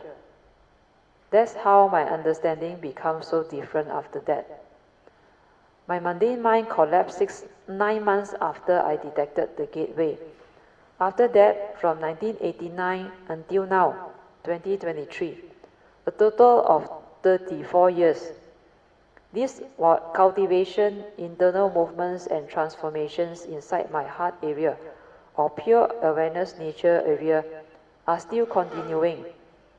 Reason why this pure awareness nature can be developed until it is so exceptional and so beautiful. At that time, how can I share and teach all this understanding which my nature had realized? That is the reason why I said there is a lot more understanding my nature can share, provided there are causes and conditions. Now I had the conditions to teach all this. It's because Maitreya Buddha's nature in the year 2008 had requested my nature to share the true Dharma with the world, with the message, 请你把正法传下去. Please help transmit the true Dhamma. That is the reason why the sharing and teachings now, compared to then, are so different. This type of teaching you can't even find in Mahayana books, unless it is written by great beings who had gone through such cultivation and transformation. Otherwise, it is unlikely. The pure awareness nature is to be cultivated until it is very clear first, before one can move on to the fourth stage of Bodhi mind development cultivation. Can you all recall what is the fourth stage of Bodhi mind development? Yes, Bodhi mind that renounces samsara. At this stage, to them, samsara is nothing, no longer an issue. So is the phenomenal world of consciousness. They will not think like those deluded beings who said, "Wow, this Bodhisattva way takes so long, aeons. You think you can do it? You think you can go that way?" All these are wrong thoughts, deluded thinking, because to the Bodhisattvas, all these comings are wonderful existence. It is not what you think. Their karmic nature and spiritual nature are so beautiful, because they come with the understanding that both these karmic and spiritual natures are there to support them. They can come and live life to the fullest, even though they know the phenomenal world of consciousness is not real, because there is such a thing as life, and true emptiness is a wonderful existence, as explained in the Heart Sutra. So all this is what the Supreme Vehicle teachings is all about. Sakyamuni Buddha's teaching is very extensive and profound. One cannot find another teaching that can cover such extensive understanding. Tracing back to the source, starting from the beginning of time, and covering the whole of the four circles or stages of creation. As the Buddha said, inconceivable is the beginning of the first thought of ignorance that conditioned, stirred, and created all these movements until now, present moment. The fifth stage of Bodhi mind development is the Bodhi mind of the consummate, which means you have reached the pinnacle of wisdom and compassion, or completed the 10 perfections of the Buddhahood cultivation. Second session, questions and answers and meditative reporting. Brother Teo asks, anybody want to report your meditation or ask any questions? Sister PG, good evening Brother Teo, Mrs. Teo and all Kalimitas. Actually, your sharing today is very comprehensive revision for me. Brother Teo answered, yes, today's sharing is very beautiful, and it can act as a very comprehensive summary of the whole cultivation. Sister PG answered, today's sharing by Brother Teo on the higher teachings cultivation is very profound, good and comprehensive. Dharma practitioners with many years of cultivation may also find this teaching new to them if they do not have an in-depth understanding of this higher teachings cultivation. For Kalimitas who have the understanding, today's sharing is very beautiful, unique, and very comprehensive. It can act as a very good summary for the whole cultivation. Brother Teo said, PG, I rejoice with your good comment. You not only can follow, but you can also appreciate it so much and feel so good about it too. It is indeed very rare to have someone who can share such profound teaching in such a simple and well-expressed manner with you all. As such, it will be great and fantastic if this talk can be transcribed into another beautiful Dharma transcript book. These teachings are not ordinary knowledge or thought-based Dharma teachings. It is true Dharma teaching which one can relate to life and all the essential Dharma as taught by the Buddha and to one's cultivation. It also has the unique ability to link all the essential Dharma of the Buddha to form a complete teaching. For explaining how to develop this first and second turnings wisdom, via linking it to the 5 daily contemplation teaching, then moving on to the 4 circles formation to explain from the source, the pure awareness, and the mundane. Explain how from the source. To explain how from the source, the pure awareness and the mundane mind with its thought processes comes about, and then how the mundane mind projects via our sense doors consciousness to arise the phenomenal world of consciousness. how Sakaya Ditti, self-delusion, condition the three evil roots to entangle our life, how we can develop the meditative understanding to realize our pure awareness nature within, and how we no longer meditate without understanding after that. The emphasis nowadays is mainly on cultivating via the pure awareness nature, and no longer on learning only the usual mundane Dharma, covering the external phenomenal world's Dharma, the five aggregates of form and mind, the three marks of existence, the three turnings of Four Noble Truths, etc. In the early days, this pure awareness teaching was hardly taught because hardly anybody can understand. But now, the Kalimitta's consciousness is so different, especially after our last Camera Highlands retreat. After that retreat, a lot of Kalimittas can follow and understand the pure awareness cultivation. 4 stages of creation via the 4 circles explanation. That's why recently, Brother Chin Hao also commented that nowadays, Brother Tio's teaching on Sati is so different, and he was full of joy listening to it. According to Chin Hao, he said, in the early years he couldn't follow or understand what I was teaching. Only in recent years has he started to develop the joy and appreciation of the teaching. After hearing all this recent sharing on the higher teaching, especially on the stages of creation via the 4 circles formation explanation. After that, a lot of Kalimittas become very different. Even Sister Ingbi, Alicia, Sister Poching, Brother Song, and many others, they now realize that my Thursday class Dharma sharing nowadays are no longer those that I shared at Brother Sui An's house before, where only the essential Dharma, like the 5 spiritual faculties, the 5 mental hindrances, the 3 evil roots, and the Dhammapada verses 1, 2, 183, 21, 22, and 23 are repeatedly shared. The teaching nowadays are so different. Now the phase of understanding is on how to realize that pure awareness nature and how to develop the awareness-based meditation. For these are the Buddha's supreme vehicles teachings. All the others are provisional teachings of the sainthood way, taught earlier to prepare you all to receive these pure awareness-based supreme vehicle teachings.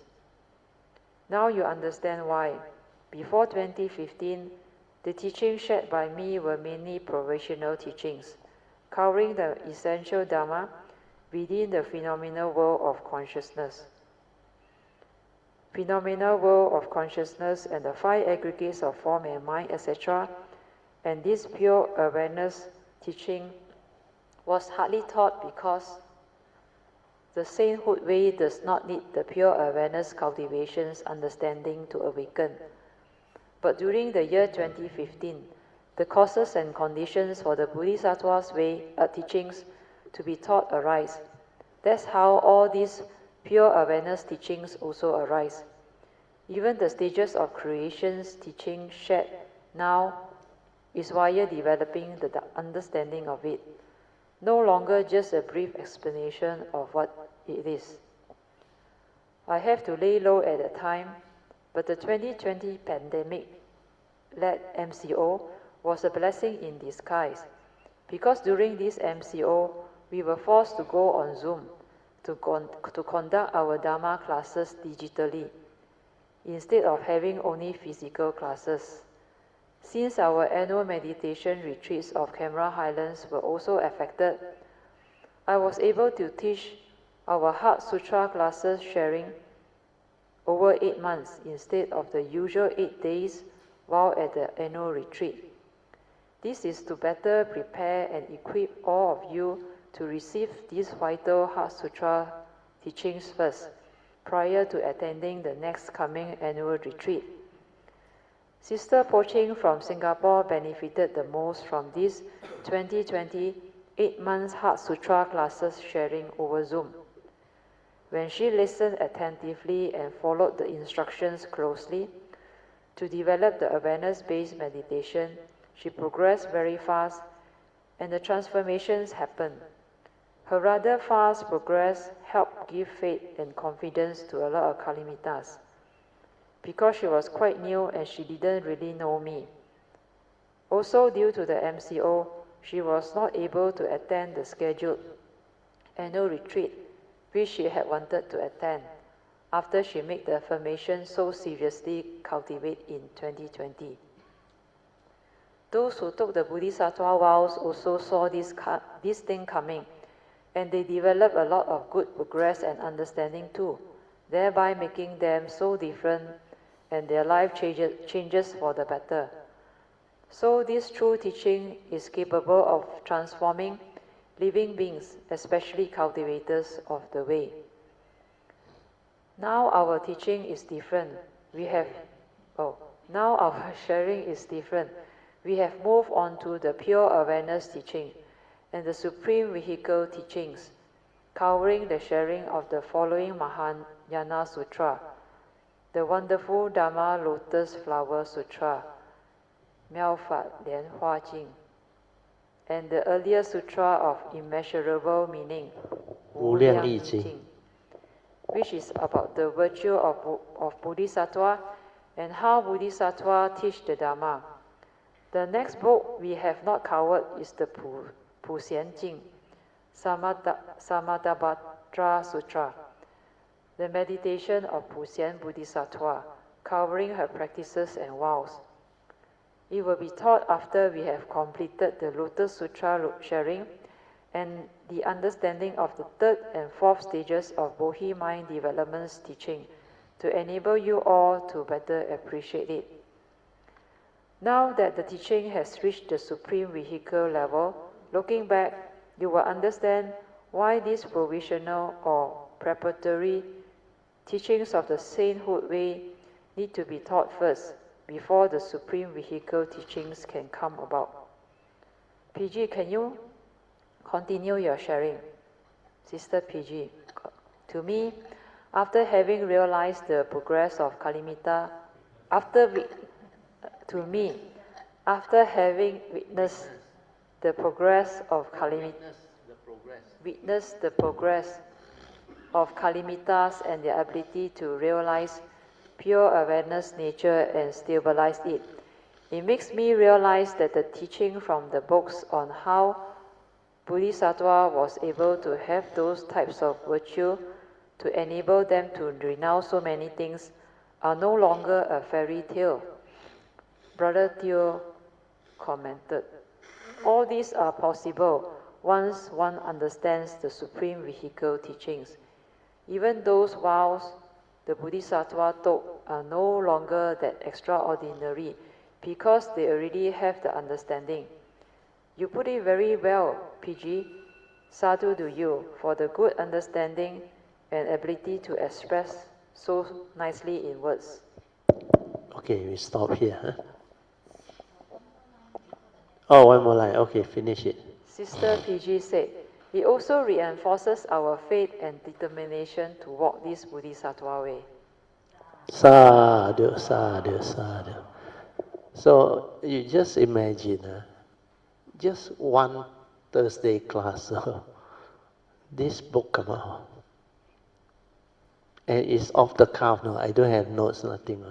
Just from that code, unique code, which I earlier on shared, then they compiled the book.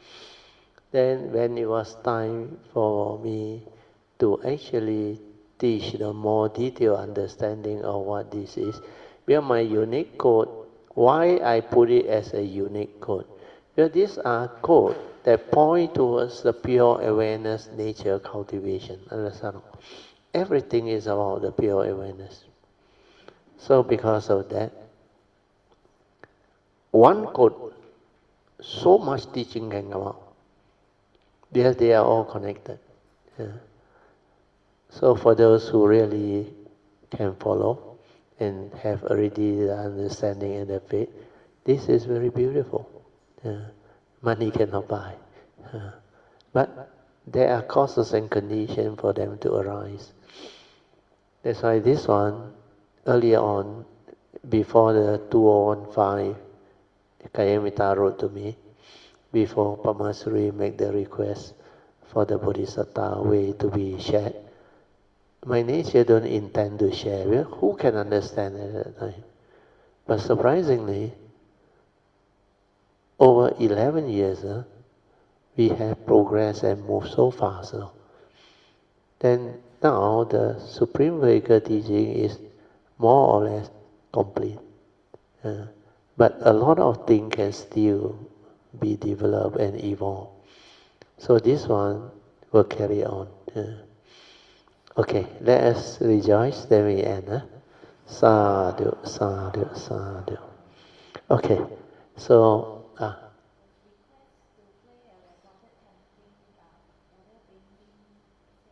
can. Can. Can.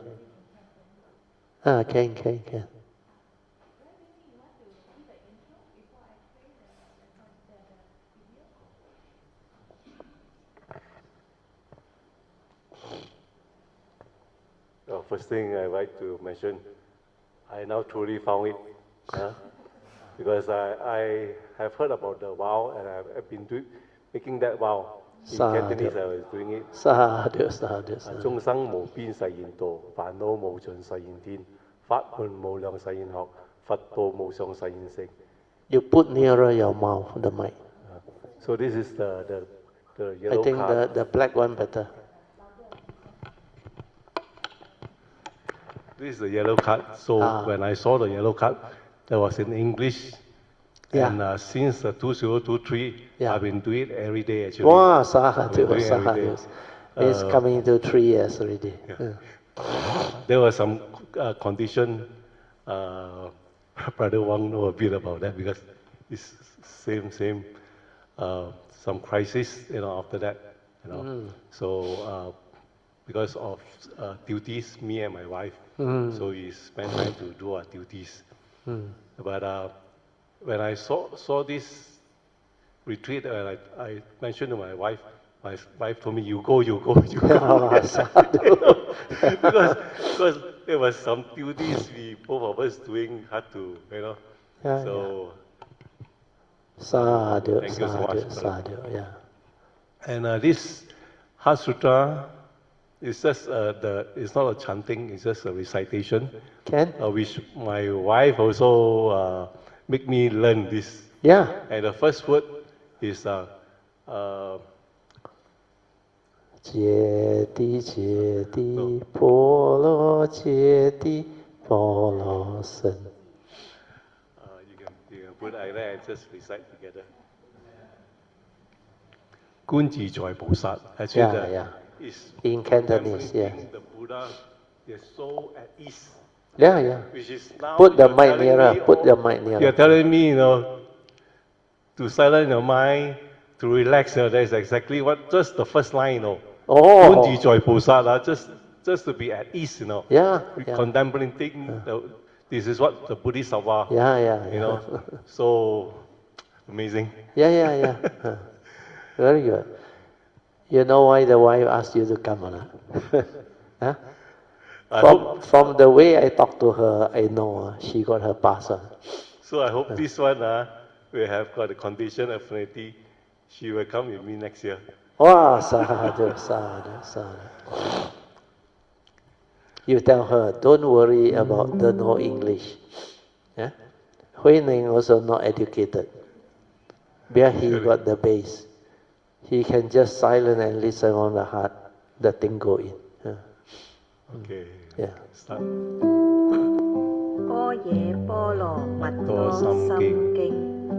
觀自在菩薩行深般若波羅蜜多時，照見五蘊皆空，度一切苦厄。舍利子，色不異空，空不異色，色即是空，空即是色，受想行識，行識亦亦復復如是。如是。舍利子，舍利子，是是諸諸法法空空相，相，不生不不生滅，不不滅，垢不不垢淨，不淨，不增不增不不減。減。是故是空故空中中無色，無無受受想想行識，行識，無無眼耳眼耳鼻鼻舌舌身意，身意，無色無色聲香味聲觸法，香味觸法，無眼無眼界，乃界，乃至至無意識無界，意識界，無無明，無明，亦亦無無無明明盡，盡，乃乃至至無老無死，老死，亦亦無無老死老死盡，盡。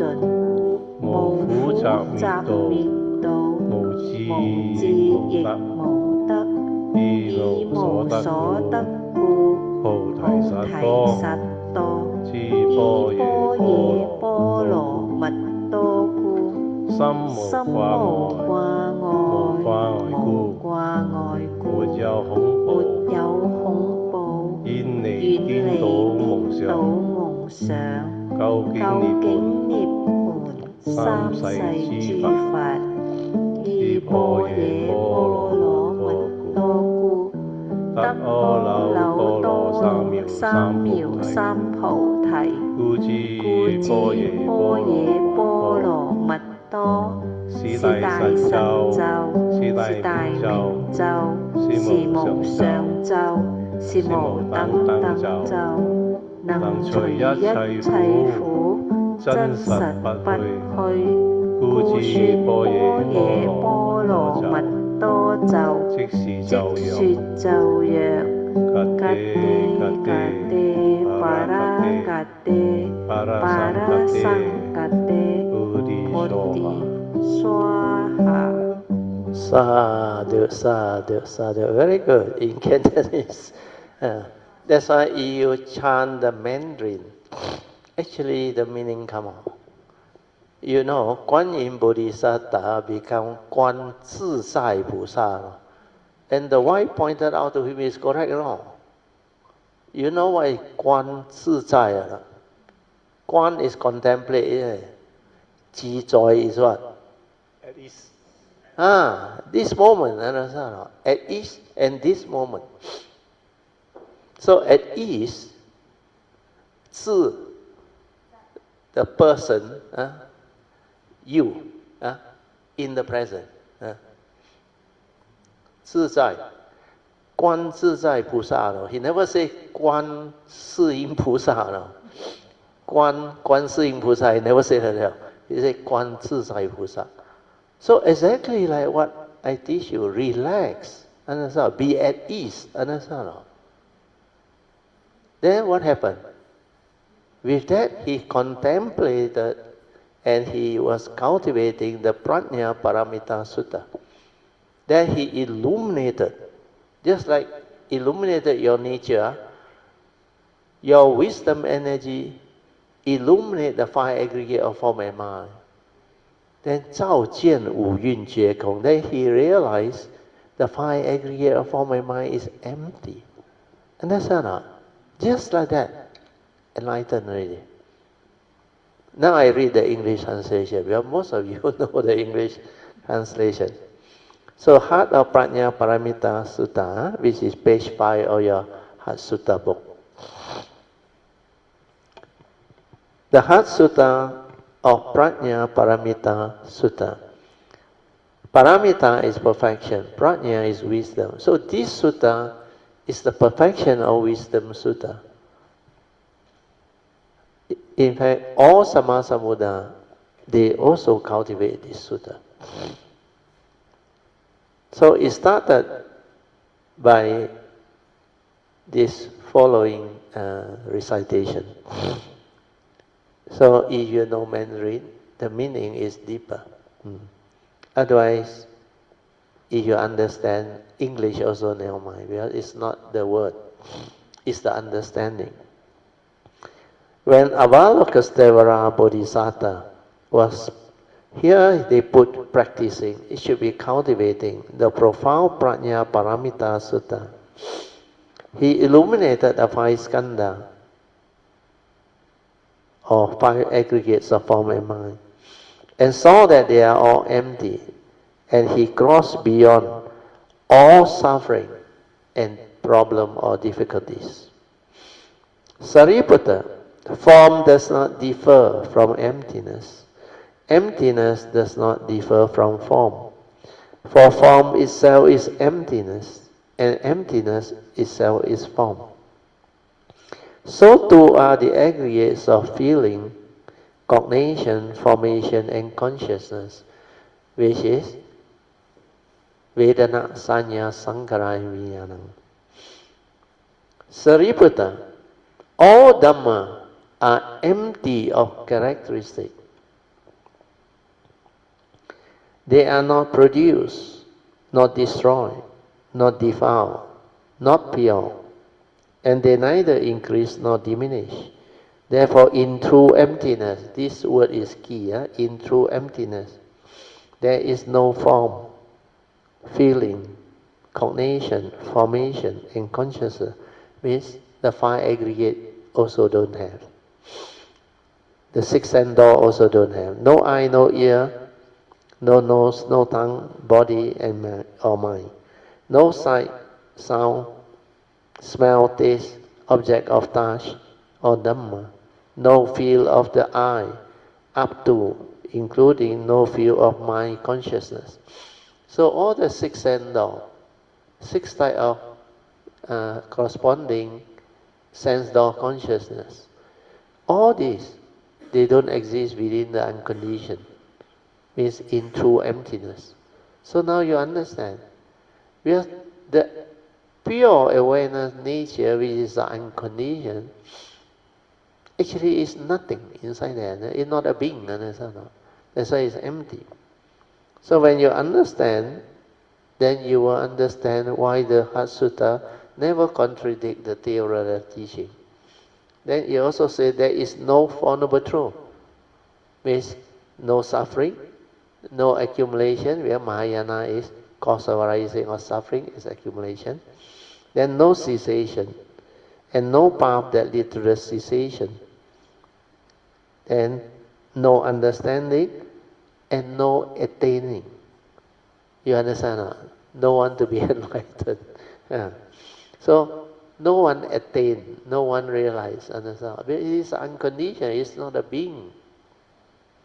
Because nothing is attained, the Bodhisattva, through reliance on this prajna paramita, is unimpeded in his mind. Because there is no impediment. He is not afraid. And he lives distorted daydreaming. What is that? The mundane thinking, the deluded thinking. Far behind. Ultimately, Nirvana.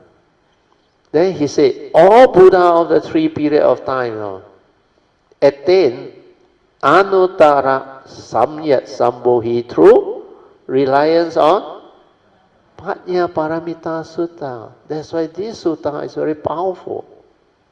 All Buddha of the three period of time also cultivate this. You think you better than Buddha's nature. No need to cultivate. No need to understand. So please, understand it. In the Heart Sutta, before you have the understanding, please don't comment. There are a lot of Theravada created, a practitioner, created karmic obstruction through what? No? You think Mahayana authentic, especially the Heart Sutta. And dare to say what? No? Form is emptiness, emptiness is form. No? What type of teaching is that? See? That's why I say have an open mind. When you don't understand, please have an open mind. So, based on limited knowledge, you don't go and comment something that is way beyond you. Otherwise, you create unnecessary karmic obstacle, obstruction. Okay? Then I finish it all. Therefore, know that this Prajna Paramita Sutta is a great spiritual mantra, a great bright mantra, a supreme mantra, and an unequal mantra. It can remove all suffering. It is genuine and not false. That is why the mantra of Prajna Paramita was spoken, recite it this manner. Gate gate para gate, para samgate bohisoha. Because when you recite this, you cultivate affinity with Prajna Paramita Sutta, and at the same time with Kuan Yin Bodhisattva or Avalokiteshvara Bodhisattva. So Avalokiteshvara Bodhisattva, the other name is Quan Zizai Pusa. The other one is Kuan Yin, contemplate the whatever sound of existence. There's a lot of compassion on you call upon her name sincerely or for how or whatever, then there will be a response. Understand? That's why his hearing organ very powerful. Any of the sense organ you can use it to perfect your cultivation. Because they are all connected through what? One common denominator through what? Mind. Understand now?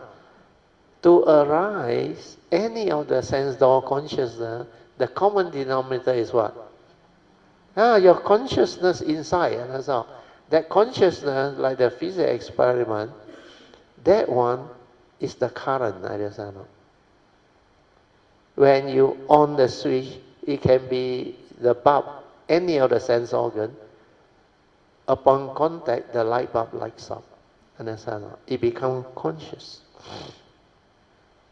So when you understand this, you will understand why any other sense organ can trigger of awakening.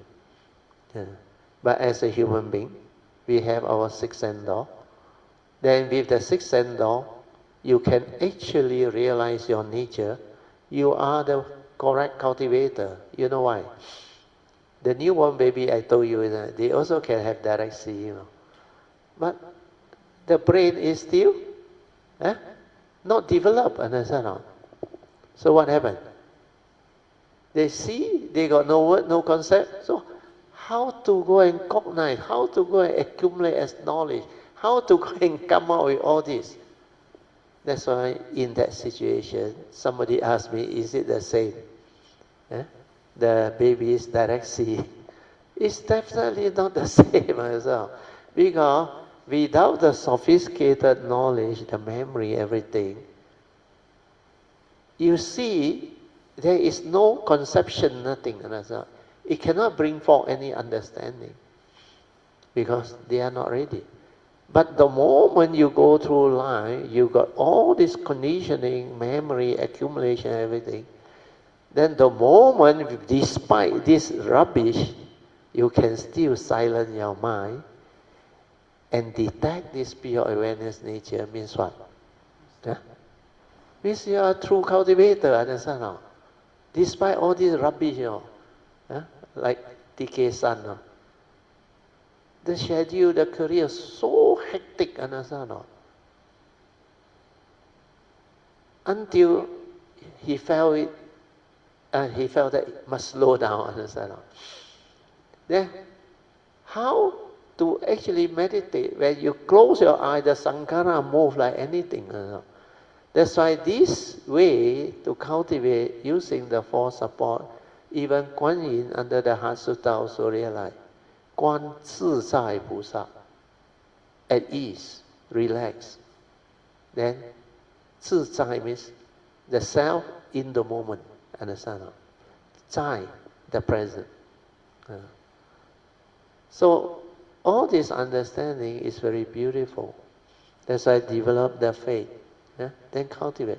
Then when you can have the direct seeing, despite all your memory, your conditioning, your views, opinions, you are the real one. Understand?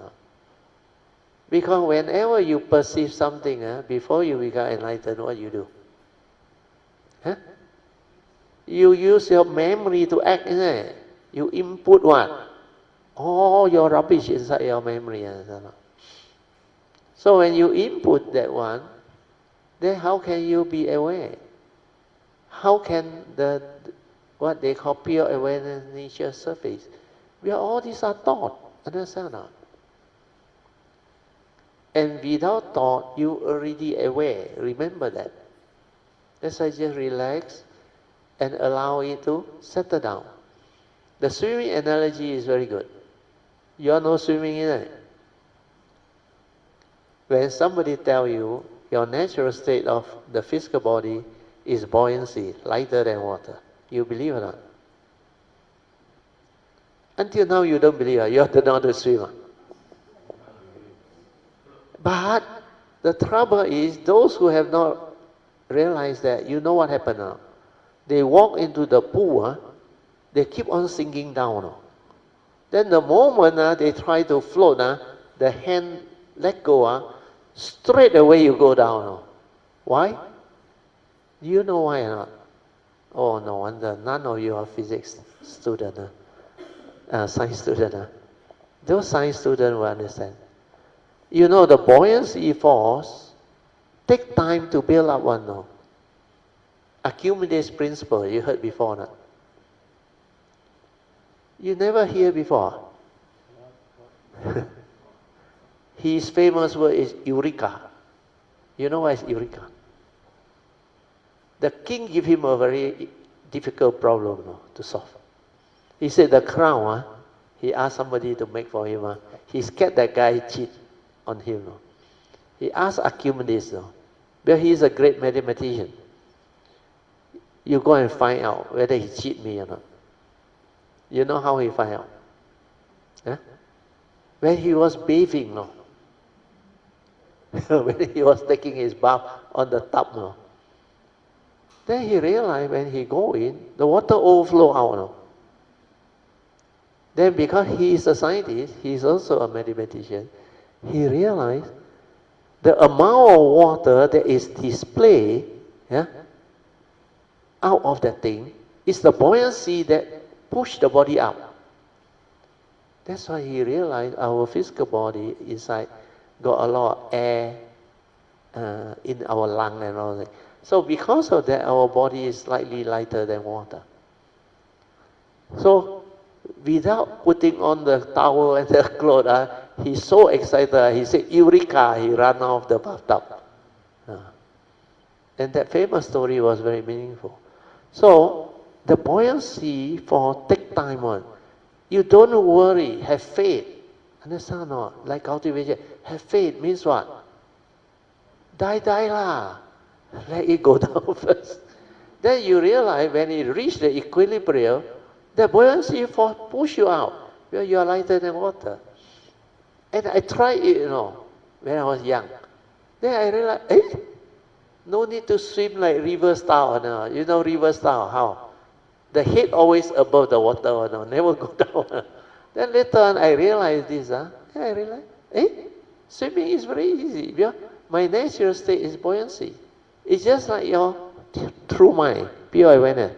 It's already the pure awareness nature. Then why you go and try to float? Try to become aware, mindful. It's like teaching the fish how to swim. So all these are the analogy that can help you understand. Time over. 9:40 already. Oh, okay. Metta chan, okay. Anh B. Vira hòn tu Sukhiyata nanga. Pariharantu. Never mind lah, today stay later.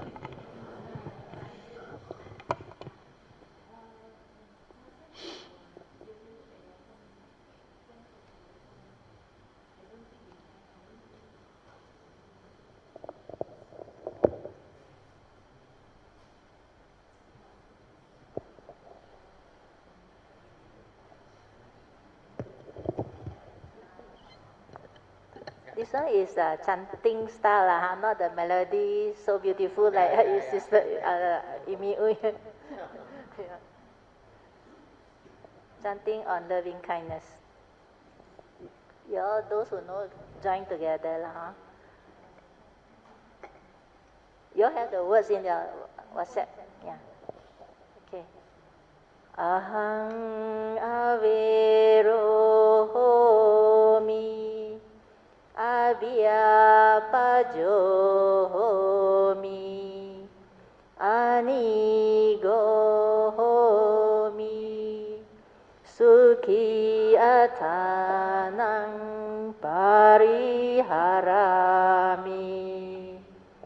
Mama mata pitu acariya ca nyati mita ca sabrahmacarino ca avera hontu abhyapaja hontu aniga hontu sukhiyatanang pariharantu imasming arame sabe yogino avera hontu abhyapaja hontu aniga hontu sukhiyatanang pariharantu imasming arame sabbe bhikkhu sabbe bhikkhuni samaneraca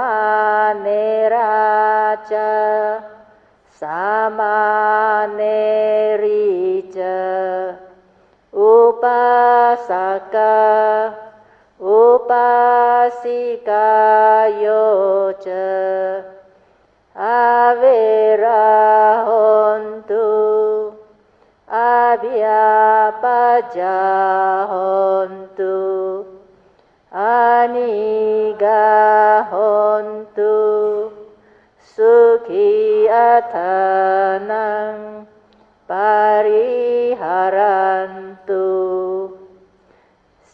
amhakang catupacaya dayaka avera hontu abhyapaja hontu aniga hontu sukhiyatanang pariharantu amhakang araka devata imasming vihare imasming avase imasming arame araka devata avera hontu abhyapaja hontu aniga hontu sukhiyatanang pariharantu sabbe satta sabbe pana sabbe bhuta sabbe puggala sabbe attabhava pariyapanna sabba itiyo sabbe purisa sabbe ariya sabbe anariya sabbe deva sabbe manusa sabbe vinipatika avera hontu abhyapajja hontu anigga hontu sukhi athanang pariharantu dukkha muccantu yatha lada sampatito ma vigaccantu khamasaka purati maya disaya pacimaya disaya uttaraya disaya dakinaya disaya purati maya anudisaya pacimaya anudisaya uttaraya anudisaya dakinaya anudisaya hetimaya disaya uparimaya disaya sabbe satta sabbe pana sabbe bhuta sabbe puggala sabbe attabhava pariyapanna sabba ittiyo sabbe purisa sabbe ariya sabbe anariya sabbe deva sabbe manusa sabbe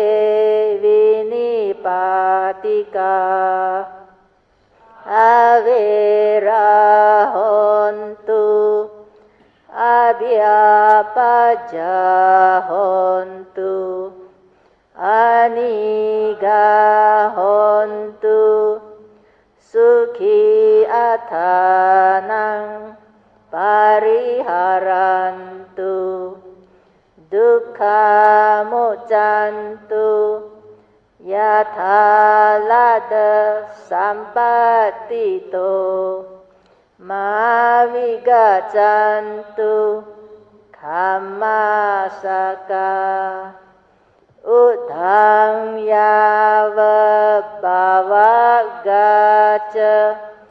ado yava avicito samanta cakkavalesu ye sata patavicara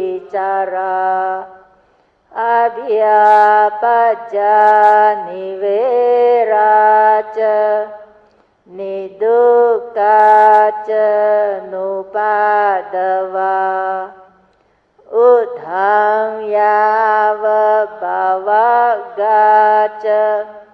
ado yava avicito samanta cakkavalesu ye sata udake cara abhyapajja niveraca nidukkaca nupadava uddhang yava bhavagaca ado yava avicito samanta cakkavalesu ye sata akase cara abhyapajja niveraca nidukkaca nupadava sa Sadhu, sadhu. Okay, thank you so much. So now we share merit, transfer merit, then we end. Let us rejoice with all the wholesomeness that we have developed today. Today is actually a very unique sharing, the retreat, day 6. Fantastic. Okay, so we will delegate all these merits to all beings, starting with the Devas. Akka satta cha bhumata deva naga mahindika punyang tang anamoditva cirang rakantu loka sasana ettavata camehi sampadan punya sampadan sabbe deva anumodantu sabba sampati siddhya idang me nyatinang hotu sukhita hontu nyatayo idang me nyatinang hotu sukhita hontu nyatayo idang me nyatinang hotu sukhita hontu nyatayo Devo vasatukkalena sasa sampati hetu cia vito bhavatu loko cia raja bhavatu dhammiko imina punyang kamena mame bala samagamo satang samagamo hotu Yawa nivana patiya sadhu, sadhu, sadhu. Okay, you all can now pay respect mindfully to Lord Buddha, Kuan Yin Bodhisattva, and all the worthy ones.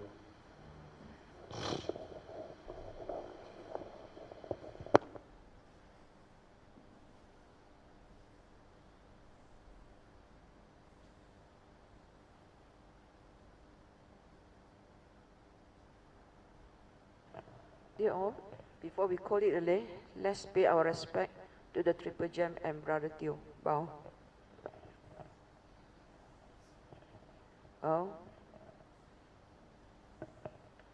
Bow.